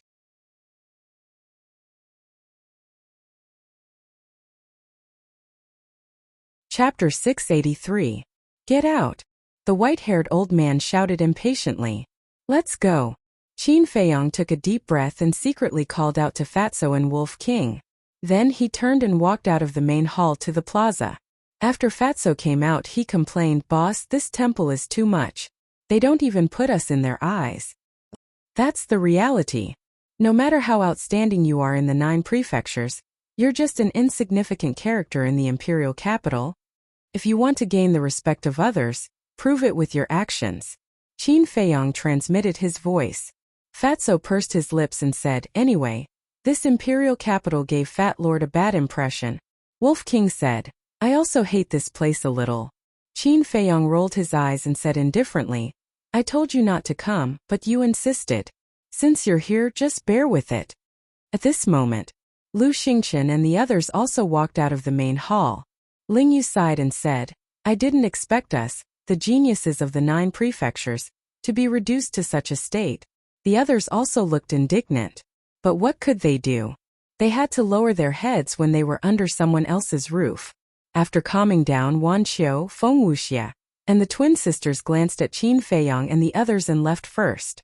Looking at the backs of the 4 people, Qin Feiyong frowned slightly. He felt that he had missed something, but he couldn't remember what he had missed. Lu Xingchen transmitted his voice and smiled, "Brother Qin, you should know the location of the Martial Arts Hall and the Pill Hall. right? I don't know. Qin Feiyang shook his head. Lu Xingchen was stunned. As a prince of the Great Qin Empire, how could he not know the layout of the temple? Qin Feiyang didn't explain. He turned to Tan Wu and said with a smile, Brother Tan, we'll be brothers in the same sect in the future. Please take care of me. Tan Wu didn't answer and looked at him warily. Qin Feiyang couldn't help laughing. Shua. At this moment, a figure flashed across the void above.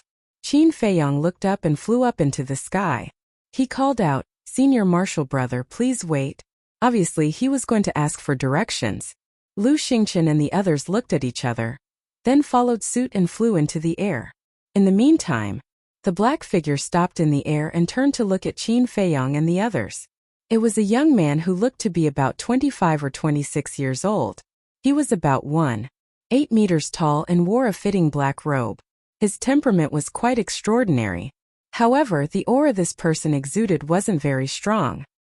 He was only a 2-star battle ancestor. However, there was a very eye-catching white symbol on his chest. The symbol was a small sword. When Qin Feiyang's group approached, the black-clothed youth glanced at the chest area of Qin Feiyang's group and asked, Are you new here? Qin Feiyang nodded.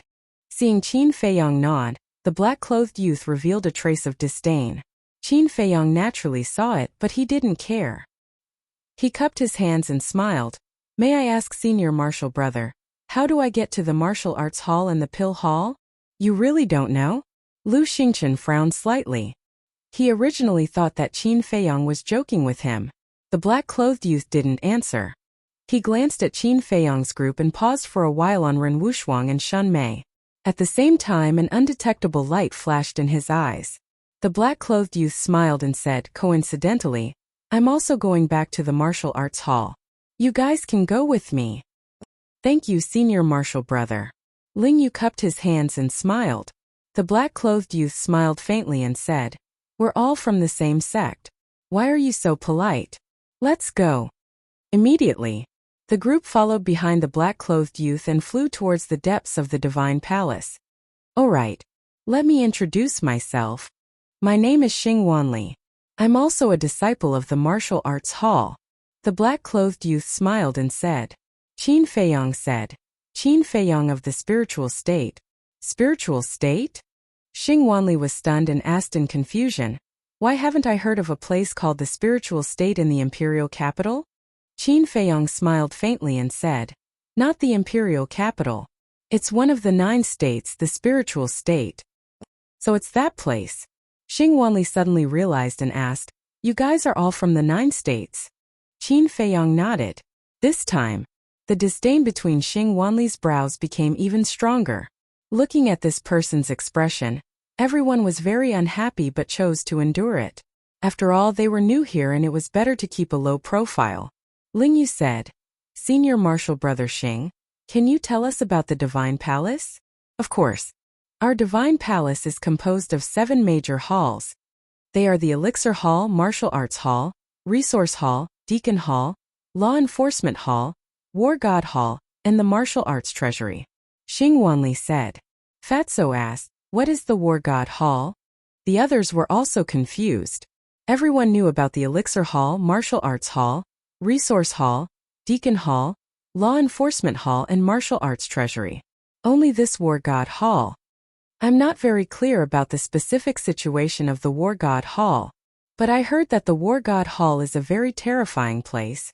The people inside are basically old monsters who have lived for thousands of years. Of course, there are also some young people, but without exception, any one of them is in existence that can crush all the geniuses in the imperial capital. Xing Wanli said with awe in his eyes, Old monsters who have lived for thousands of years? Everyone looked at each other with shock in their hearts. Xing Wanli said again, Have you heard of the Crown Prince? No. Ling Yu and the others shook their heads. However, Qin Feiyang raised his eyebrows subtly. I knew you guys haven't heard of him. Xing Wanli looked at Qin Feiyang and the others indifferently and said, The Crown Prince is the son of the current emperor and the Crown Prince of the Empire. But even so, he isn't qualified to enter the War God Hall. Everyone's heart trembled. Even the Crown Prince wasn't qualified to enter. What kind of existence was the War God Hall? Don't think so much. Because you guys will never be able to enter the War God Hall in your lifetime. Apart from these, our War God Hall has two very famous rankings. They are the Alchemy God ranking and the Martial God ranking. These two rankings only have 10 places. Those who can enter the rankings are the most outstanding geniuses among the disciples of our War God Hall. They are also the strongest among the disciples of our generation. So in the future, when you meet these people on the rankings, you better be honest. Of course, maybe you won't see them in your lifetime. Xing Wanli said. Why? Everyone was puzzled. Because they are all monstrous geniuses, standing at the peak of the War God Hall's disciples. They never show their faces in front of others. Xing Wanli said. Alchemy God ranking, Martial God ranking. Hearing about it, everyone's heart was filled with desire. However, Qin Feiyang kept his head down, a sharp light flashing in his eyes. Next, Xing Wanli said a lot more about the War God Hall, but Qin Feiyang didn't listen to a single word. About an hour passed. In the distance, a huge object entered everyone's sight. It was a palace completely black, occupying dozens of miles, towering into the clouds. From afar, it looked like a ferocious beast lurking there, emitting a shocking aura. That is the Martial Arts Hall. Our Martial Arts Hall has 1 million disciples, so this hall is the largest and most spectacular building in the entire imperial capital. Xing Wanli introduced. So many. Once again, everyone was deeply shocked. All the War God Halls in the 9 prefectures added together didn't even have a fifth of the number here. Xing Wanli continued. And these 1 million disciples are all war masters. Boom! As soon as these words came out, everyone felt like a bolt from the blue. Their bodies and minds trembled, and their minds rumbled. 1 million War Masters' disciples. How was this possible? One had to know that in the 9 prefectures, any War Master could be called a king. Take the spiritual state for example, all the War Masters including the Old Man and Wang Hong probably didn't exceed 30. But here, just the Martial Arts Hall alone had more than 1 million battle sect members. What if the Elixir Hall was added? What if the Assignment Hall and the Law Enforcement Hall were added? If the scope was expanded, and the War Masters in the Imperial Capital were added? This number was simply unimaginable. It was no wonder that it was so difficult for people from the 9 prefectures to enter the Imperial Capital. Because the Imperial Capital didn't lack experts at all. It was only now that they realized the reality. These so-called monsters of the 9 prefectures were nothing in the War God Hall. They were dispensable. And here, the number of War God Hall disciples they met had also increased. But for the dozen or so unfamiliar faces like Qin Feiyang, even if they brushed past him, no one gave him a second glance. They were extremely cold. Swish. A moment later, a group of people followed Xing Wanli and landed on the plaza in front of the Martial Arts Hall. There were even more people coming and going in the plaza, but they were all in a hurry, giving off a cold and unsociable feeling. Every disciple of the War God Hall wants to become an expert in the limelight, so we usually don't wander around outside. If we have time, we will cultivate. And those who come out basically have something to do. Xing Wanli said. Everyone nodded in realization. It seemed like the competition here wasn't ordinary. Xing Wanli said, let's go. I will bring you to report to the assignment elder. He will arrange a cultivation room for you. At this moment, Lu Xingchen asked, Senior Brother Xing, how do we get to the Pill Hall? Xing Wanli was stunned. He looked at Lu Xingchen and asked, You are an alchemist? Lu Xingchen nodded. Xing Wanli was surprised, but he didn't have much reaction. He turned and pointed in the opposite direction and said, Do you see that big hall? That is the Pill Hall. It is opposite our Martial Arts Hall. Everyone looked over. There was a huge ancient pagoda in the distance. It was slightly smaller than the Martial Arts Hall, but it was still as tall as the clouds. Xing Wanli said, The Pill Hall isn't far from here. You can go there yourself. All right. Lu Xingchen nodded. The rest of you follow me. Xing Wanli waved his hand and walked towards the Martial Arts Hall's entrance. Tan Wu looked at Qin Feiyang cautiously and followed closely. Ling Yu and the other 3, Dong Zhongyang, Shun Mei, and Ren Wushuang looked at Qin Feiyang suspiciously. Why was this guy so absent-minded throughout the journey? But they didn't ask much. Ling Yu cupped his hands and smiled. Brother Qin, let's meet again when we have time. Qin Feiyong nodded. He looked at Shun Mei and Ren Wushuang and reminded them, you have to be careful of that Xing Wanli. Why? The two ladies were surprised. Qin Feiyong whispered, when this person looked at you, his eyes were a little strange. I'm worried that he has bad intentions. I noticed it too. I even feel that he is leading the way for the two of you. Lu Xingchen said thoughtfully. It can't be, right? Shun Mei and Ren Wushuang looked at each other. Qin Feiyong smiled and said, anyway, it's never wrong to be cautious. The two ladies nodded. Ren Wushuang said, then we will be leaving. If there is anything, send us a message. And Qin Feiyong nodded. He waved his hand and smiled. Go.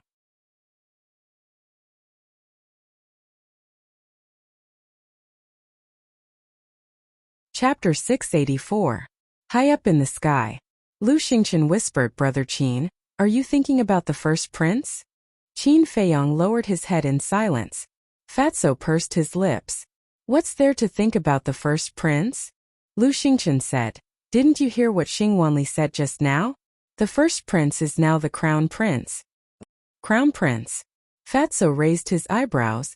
Moreover, the first prince must have received the emperor's approval as the crown prince and even announced it to the world. Otherwise, Xing Wanli wouldn't have dared to say it in front of us. Lu Xingchen added. Fatso looked at Qin Feiyong with concern. Boss, are you okay? If you're unhappy, we'll find a chance to kill the first prince. Wolf King's eyes flashed coldly. Hearing this, Lu Xingchen immediately staggered and almost fell from the sky. I didn't pull you in, what are you afraid of? Wolf King rolled his eyes. Lu Xingchen was speechless. Do you know what it means to be the crown prince? You're actually planning to murder him. I have to say you're really audacious. What's the big deal? Wolf King curled his lips in disdain. Sigh. You're thinking too simply. The concept of a crown prince and a prince is completely different. If the first prince was still a prince, killing him wouldn't have much of an impact. But a crown prince is different. A crown prince is the future heir to the throne. Killing him is equivalent to going against the entire Great Qin Empire.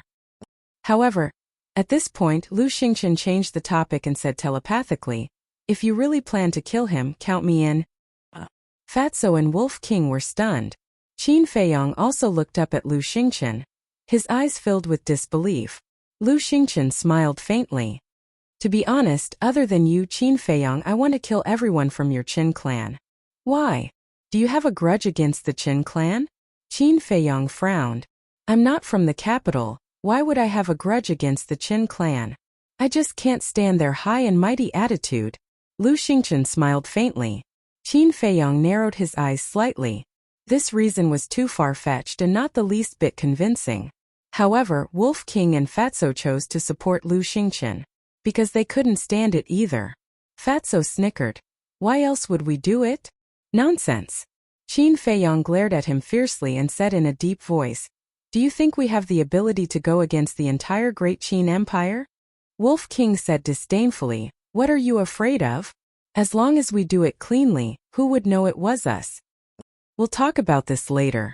After everything is settled, help me find out when the emperor appointed the first prince as the crown prince. Also, find out the first prince's current whereabouts and cultivation level, as well as all the major events that happened in the capital in the past 10 years. Qin Feiyong transmitted his voice. Fatso patted his chest and said, it's a piece of cake. Leave it to Fat Lord. During the conversation, the 3 men and 1 wolf arrived in front of the ancient pagoda. There was also a plaza in front of the pagoda. The people here were also in a hurry. As for their attire, it was similar to the sacred hall. The disciples of the martial arts hall wore black, while the disciples of the pill hall wore white. At the entrance of the ancient pagoda, there was a small transparent window. Through the window, they could clearly see a white-clothed old man sitting inside. The 3 men and 1 wolf walked to the window and saw the old man sitting in front of a desk with his head lowered. What was he writing? Qin Feiyong said, Elder, we are the new disciples. We are here to report. The white-clothed old man raised his head and looked at the 3 of them. He took out 3 chinkoan bags and threw them on the window. Then, He looked away and continued with his work. The three of them looked at each other and grabbed a Qingquan bag each. In the end there was nothing but dozens of clothes. Lu Xingchen asked suspiciously, Elder, don't we need to test our mental strength? No need. It's fine as long as you are alchemists. As for the alchemy room, go and find it yourself. After the white-clothed old man finished speaking, he waved his hand impatiently. The three of them were tactful and didn't ask any more questions. They turned and entered the ancient pagoda. Are the people of the Divine Hall all so arrogant? But as soon as they entered the ancient pagoda, Fatso couldn't help but say angrily, they have the right to be arrogant. What can you do about it? But the elixir palace here is quite humane. At least there is no restriction on the level of mental strength. Otherwise, with your level 5 mental strength, you wouldn't even be able to enter the main door, let alone have an independent alchemy room. Lu Xingchen said. TSK, who cares about the alchemy room here? Fatso looked ahead with disdain. In front of them was a quiet corridor. The corridor extended in all directions and led to the deepest part. On both sides of the corridor, there was a heavy stone door every 3 meters. Obviously, the alchemy room was behind these stone doors. Wolf King rolled his eyes and asked, Little Qin Zi, what grade do you think the alchemy fire here is? Qin Feiyong thought for a while and said, the alchemy fire in the inner palace is all grade 4. The alchemy fire here should be at least grade 5. Inner palace? Are you from the 9 prefectures? Suddenly, a suspicious voice sounded behind them. The three of them turned around and saw a young man in white walking in from the outside. This person was about 1.75 meters tall. He had a dignified appearance, a tall and straight figure, and an extraordinary temperament. His strength was also not bad. He was a 3-star battle grandmaster. Lu Xingchen said, Senior brother, do you know about the 9 prefectures? The young man in white smiled and said, Of course, I also came from the 9 prefectures. What a coincidence! Lu Xingchen was surprised. He cupped his hands and smiled. It's an honor to meet an old friend in a foreign land. It's an honor to meet you. The young man in white also cupped his hands and smiled. May I ask which prefecture you 3 brothers are from? Lu Xingchen said. The spiritual prefecture. What about you? The young man in white smiled and said, It's really an honor to meet an old friend in a foreign land. I'm from the Cloud Prefecture. I entered the imperial capital during the last 9 prefectures tournament. Cloud Prefecture? Qin Feiyong and Fatso frowned slightly. Although the spiritual prefecture and the Cloud Prefecture were the closest among the 9 prefectures, they didn't have a good impression of the Cloud Prefecture. Fatso said, May I know your name, senior brother? The young man in white said, Mo Dong. Your surname is Mo? Fatso's pupils constricted and he smiled. Then what's your relationship with the Mo family of the Cloud Prefecture? The young man in white smiled and said, You know about the Mo family too. I'm from the Mo family. What? Fatso was dumbfounded. There was someone from the Mo family in the imperial capital? Enemies were bound to meet on a narrow road. Fatso pondered for a moment and asked tentatively, What's your relationship with Mo Wuxian? Wuxian, he's my cousin. Naturally, I came out this time to pick him up. Mo Dong said. Fatso asked suspiciously, You know that he passed the 9 prefectures tournament? I don't know. It's impossible to communicate between the imperial capital and the 9 prefectures through the image crystal. The teleportation gate can't teleport either. That's why I've never contacted him in the past 10 years in the imperial capital. However, before I entered the imperial capital, he told me that he would participate in the 9 prefectures tournament this time. And with his strength, I believe that he can win. So I calculated the time and waited outside. But after waiting for a few days, I didn't see him come. And just now, when I heard you talking about the inner hall, I knew that you're from the 9 prefectures. Because only the sacred halls of the 9 prefectures have inner halls, I wanted to ask you. Mo Dong said. I see. Qin Feiyong and the other 2 were enlightened. To be able to calculate the time and wait here, it seemed that Mo Dong and Mo Wuxian's relationship was not ordinary. Fatso asked through telepathy, Boss, what do you think? Qin Feiyong said, It's impossible to hide it, because Wan Qiu and the others will say it sooner or later. Fatso said, Then let's just say it? Lu Xingchen said, Don't. We just came here, there are many things we don't know. It's not good to be hostile. Qin Feiyong thought for a while and said, that's right. Let's let him slowly find out. It'll give us some time to prepare. Understood. Fatso replied. He looked at Mo Dong and said, Mo Wuxian did participate in the 9 prefectures tournament, but he was unlucky and died. What? Mo Dong's expression froze. He said, how did he die? Fatso shook his head and said, I don't know about that. Sigh. Mo Dong sighed deeply and said, the 9 Nether Yellow Springs is full of danger. Death and injury are inevitable. But if I find out who killed him, I won't forgive him. The 3 of them were shocked. It seemed that they had to get rid of this person sooner or later. Mo Dong smiled and said, let's go. I'll bring you in and introduce the layout of the pill hall to you. Thank you. Fatso thanked him. After that, the 3 of them followed behind Mo Dong as they walked along a corridor. According to Mo Dong's introduction, the pill hall had a total of 100 floors. Each floor had 1,000 alchemy rooms. In other words, the pill hall had 100,000 alchemy rooms. Moreover, each floor of the pill hall had its own independent alchemy fire. These alchemy fires were all of the 5th grade. Fatso was stunned. He said, doesn't that mean that there are 100 5th grade alchemy fires here? You must be shocked. When I first heard about it, I felt the same as you. I felt like a country bumpkin who had never seen the world. Mo Dong smiled bitterly. Fatso looked at Qin Feiyong and said, Boss, now we don't have to worry about the Nether Devil Flame's advancement anymore. Qin Feiyong said to himself, indeed, we don't have to worry about it. But we can't have any ideas about these alchemy fires. Understood. Fatso smiled and turned to look at Mo Dong. He said, Senior Mo, I heard that the Divine Palace has some Dan God list. Are the people on this list in the pill hall? Yes, they are on the top floor. However, I have never seen them before. Not only me, most of the people have never seen them before. Mo Dong said. So mysterious? Fatso was surprised. Not only mysterious but also monstrous. And very powerful.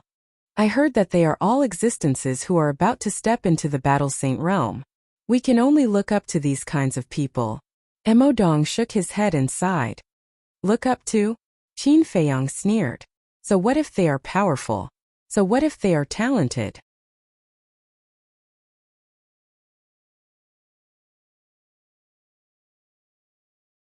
Chapter 685. Mo Dong was walking in front, so he didn't notice Qin Feiyong's expression. He said, now you can only choose an alchemy room on the 1st floor. Why? Fatso frowned. Because the alchemy rooms on the 99 floors are all occupied. However, this place is the same as the Sacred Hall. If you want an alchemy room, you can challenge the owner of that alchemy room. If you win, the alchemy room will belong to you. Mo Dong said. Fatso asked curiously, which floor are you on now? Mo Dong said, I'm on the 2nd floor. Fatso's face twitched. He had been in the Sacred Hall for 10 years, but he had only reached the 2nd floor. Wasn't he too useless? Mo Dong turned and looked at Fatso. He smiled and asked, are you thinking that I'm useless? Am I? No. Fatso laughed dryly. Mo Dong shook his head and continued to lead the way. He sighed and said, the Sacred Hall isn't as simple as you think. Although on the surface, the Sacred Hall is a single entity, but in fact the disciples are secretly forming factions. So here, even if you have outstanding abilities, you won't be able to reach a higher place if you don't have a backer. Do you know who has the strongest backer here? Mo Dong asked. Who? Fatso frowned. The disciples of the various feudal lords. In their eyes, people like us who have no power or influence are just playthings to pass the time. Mo Dong mocked himself. Fatso asked, so, you also joined someone else's faction? If you want to survive, you have to rely on them.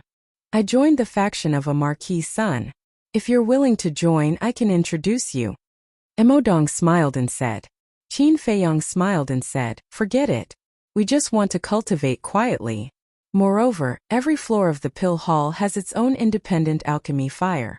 It doesn't matter which floor we stay on. Although that's the case, there's a good saying. Man walks to the top while water flows to the bottom. No matter if it's the pill hall's disciple or the martial arts hall's disciple, all of them are trying their best to climb up. Because the higher you stand, the higher your status will be, and the more people will respect you. Emodong said. Qin Feiyong said. There's another saying that's also very good. The higher you stand, the more painful it is to fall. Ugh! Emodong was stunned. He turned to look at Qin Feiyong, shook his head, and said with a smile, "You're quite an interesting person. But I'll tell you the truth. The 100 alchemy rooms in front of each floor are all controlled by various forces. I believe all of you know that the higher the alchemy room is, the better the quality of the alchemy fire. So, if you don't rely on them, even if these alchemy rooms are empty, they won't let you in." Emodong said. Qin Feiyong said, "What if I insist on going in?" Emodong said. "Then you will face endless troubles. You won't even be able to live a peaceful day, let alone cultivate in peace." Fatso said unhappily, "These people are really overbearing. It can't be helped. The divine palace is just that cruel." Emodong sighed. Qin Fian asked, "Then who's the one controlling the first floor of the pill hall?" "The son of Qinwu Marquis Fengyun." "All right. I've said everything that needs to be said. You guys can take your time to choose. As long as the stone door is open, it's an empty alchemy room. When you're done choosing, drip a drop of blood on the stone door. At that time you can open or close the stone door with just a thought. And there's another benefit. If you don't open the door, no one can force their way in."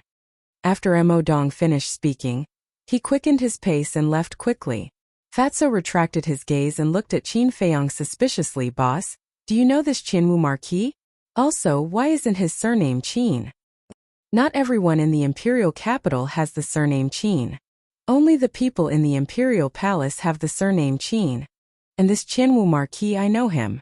According to the ancient records, when the first emperor established the Great Qin Empire, there were many experts under him. But in the end, not many of them survived.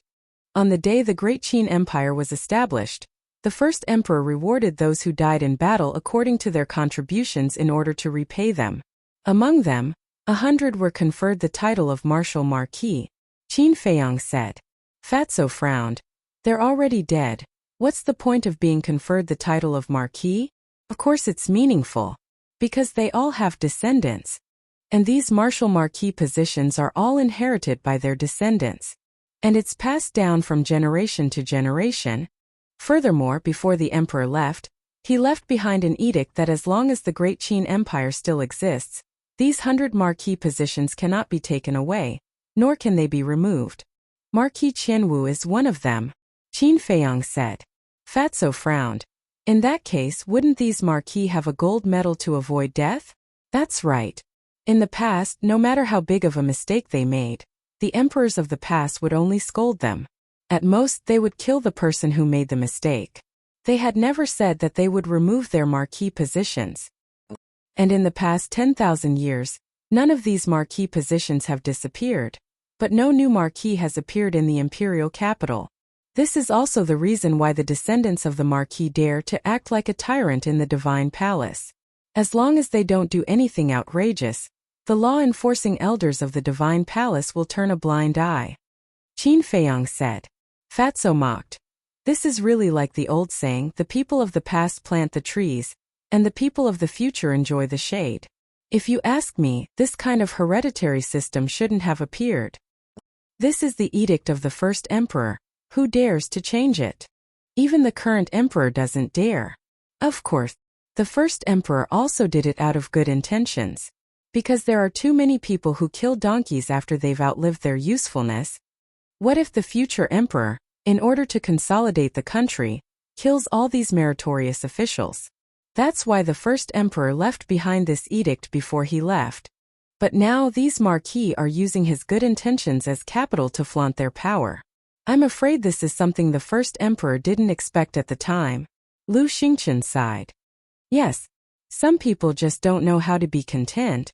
Also, if I'm not wrong, the masters behind the various forces are not the descendants of the Marquis, but the claws and teeth of the villain.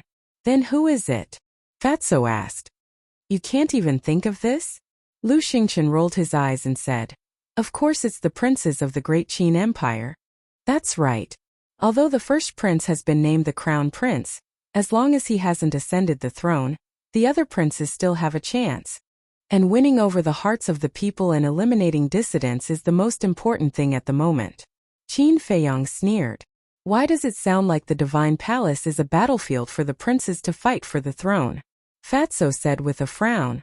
This place has always been an invisible battlefield of smoke and gunpowder. Because the divine palace contains all the geniuses of the Great Qin Empire. It's also the cradle of the Great Qin Empire's experts. Let's put it this way. Everyone here has the potential to become the future pillar of the Great Qin Empire. So, they naturally scramble to come here to win over talents. Even if they can't become the emperor in the end, they still have a force in their hands. Qin Feiyang said. Lu Xingchen asked, what about you? Me? There's no need for that. Fatso and Wolf King are enough. Qin Feiyang smiled confidently. Fatso and Wolf King immediately looked at Lu Xingchen proudly. You guys keep showing off. Lu Xingchen rolled his eyes at them. Of course, he didn't deny it. Because the people around Qin Feiyang had all opened the door of potential. The growth of these people far surpassed the geniuses of the divine palace. It wouldn't be long before their names appeared on the so-called alchemy god list and martial god list. In the end, just these few people would be able to shake the foundation of the Great Qin Empire. Huff! Qin Feiyang took a deep breath and said with a faint smile, let's not talk about it, let's find the alchemy room. Fatso said domineeringly, is there a need to find it? Let's go straight to the top floor. You'd better get rid of this idea as soon as possible. Now is different from before. In the past, I didn't have any worries and could do whatever I wanted. But now we should keep a low profile as much as possible. I don't want to attract attention too early. Qin Feiyang said in a deep voice. Yes, the most important thing now is to improve our strength. Lu Xingchen nodded. Fatso said. All right, let's hide our strength and bide our time. When there's a chance in the future, we'll amaze the world. Lu Xingchen pointed to the left and said with a smile, there are a few alchemy rooms with open doors. The three of them walked over. There were a total of 5 alchemy rooms with open stone doors. And on the stone doors there was a number. 701 to 705. Qin Feiyang pointed to the alchemy room number 701 and said with a smile, I'll take this one. As he said that, he cut his finger and a drop of blood flowed out. In the blink of an eye, the drop of blood fell on the stone door. Buzz! That moment, a faint layer of blood light appeared on the stone door. But very quickly, the blood light dissipated. At the same time, Qin Feiyang felt that the stone door seemed to have merged with him. Fatso, once you're settled, come find me immediately. There's one more thing I have to tell you. Then, after saying something to Fatso, Qin Feiyang walked into the alchemy room. With a thought, the stone door closed. The alchemy room Fatso chose was next to Qin Feiyang's, number 702. Lu Xingchen entered the alchemy room number 703. The 3 alchemy rooms were the same size, 3 meters wide and very narrow. But fortunately they were long enough, about 7 or 8 meters in length. The alchemy stone platform was designed in the innermost part, next to the wall. There was nothing else in other places. If one person lived in it, it was still quite spacious.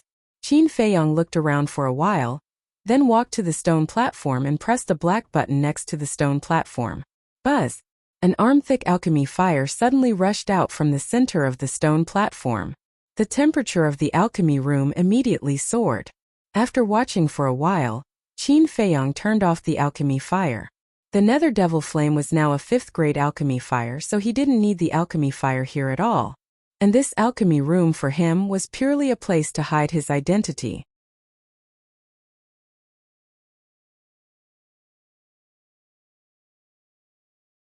Chapter 686. Dong!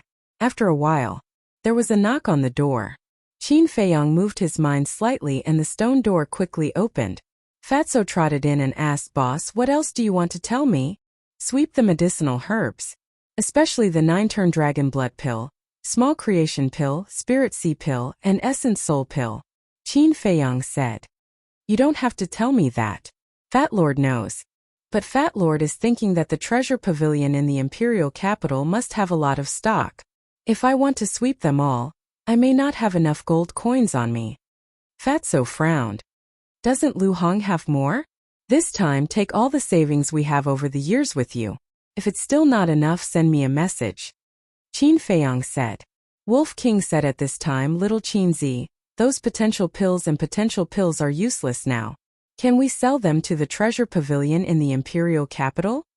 Fatso's eyes also lit up. Over the years, they had accumulated a lot of potential pills. If they sold them, it would not be a problem to buy half of the imperial capital, let alone sweep the medicinal herbs. Qin Feiyang pondered for a moment and shook his head. These 2 pills are too powerful. I don't want to sell them unless it's a last resort. Once the potential pills appeared in the imperial capital, they would definitely be snatched by the princes in the end. Because in terms of wealth and power, no one in the imperial capital could compare to the princes. In other words, selling these 2 pills was tantamount to cultivating future enemies. He would not do such a ridiculous thing. Fatso nodded and frowned again. Although your concerns are not wrong, have you forgotten about Wan Xiu and the others? Of course not. But they only know that we opened the gate of potential, but they don't know how we opened it. Qin Feiyang said. No. You've neglected one person, the prefecture lord of Cloud State. Do you still remember what the old witch said to us when we first made a mess in the Cloud State? Fatso reminded him. His words woke her up from her dream. Qin Feiyang's face immediately darkened.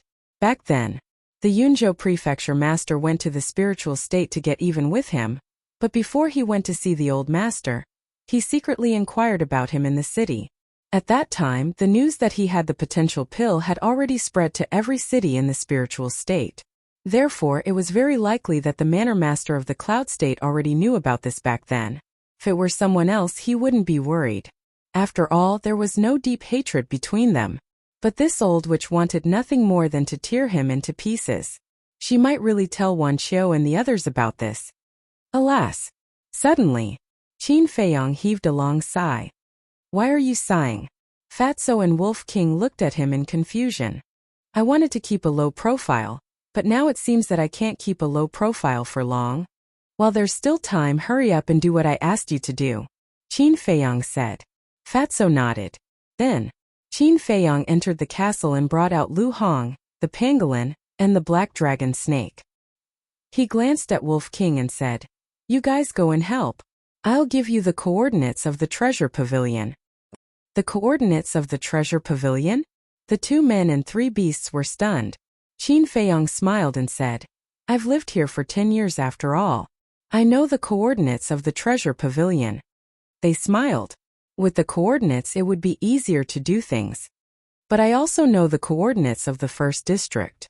You guys have to inquire about the treasure pavilions of the other 9 districts. After Qin Feiyang finished speaking, he told Fatso the coordinates. After Fatso memorized the coordinates, he asked suspiciously, How many districts are there in the capital? 12. From the inside to the outside, they are the Imperial Palace, the inner city, the 1st district to the 10th district. You don't need me to tell you about the Imperial Palace. And the inner city is where we are now. Other than the shrine, the 100 Martial Marquis also live in the inner city. As for the 1st district and the 10th district, there are also different levels. The people in the 1st district are either powerful and influential or extremely wealthy. For example, the Treasure Pavilion and the Fragrant Moon House are both located in the 1st district. And the 1st district is also the place where the royal family and the various Martial Marquis disciples go to the most. Qin Feiyang said. So many. The few of them were dumbstruck. Is there a lot? Just get used to it. You guys can go out and ask around for the details. Qin Feiyang laughed. All right, let's get busy. Fatso waved his hand and opened a teleportation door. Then he brought Lu Hong, Wolf King, and the 3 beasts and quickly walked in. When the teleportation door disappeared, Qin Feiyang also retracted his gaze and lowered his head to ponder. At the same time, the 1st floor of the martial arts hall. In a cultivation room, Wan Qiu sat cross-legged on an old praying mat. He lowered his head and looked at the pitch-black floor. His eyes flickered.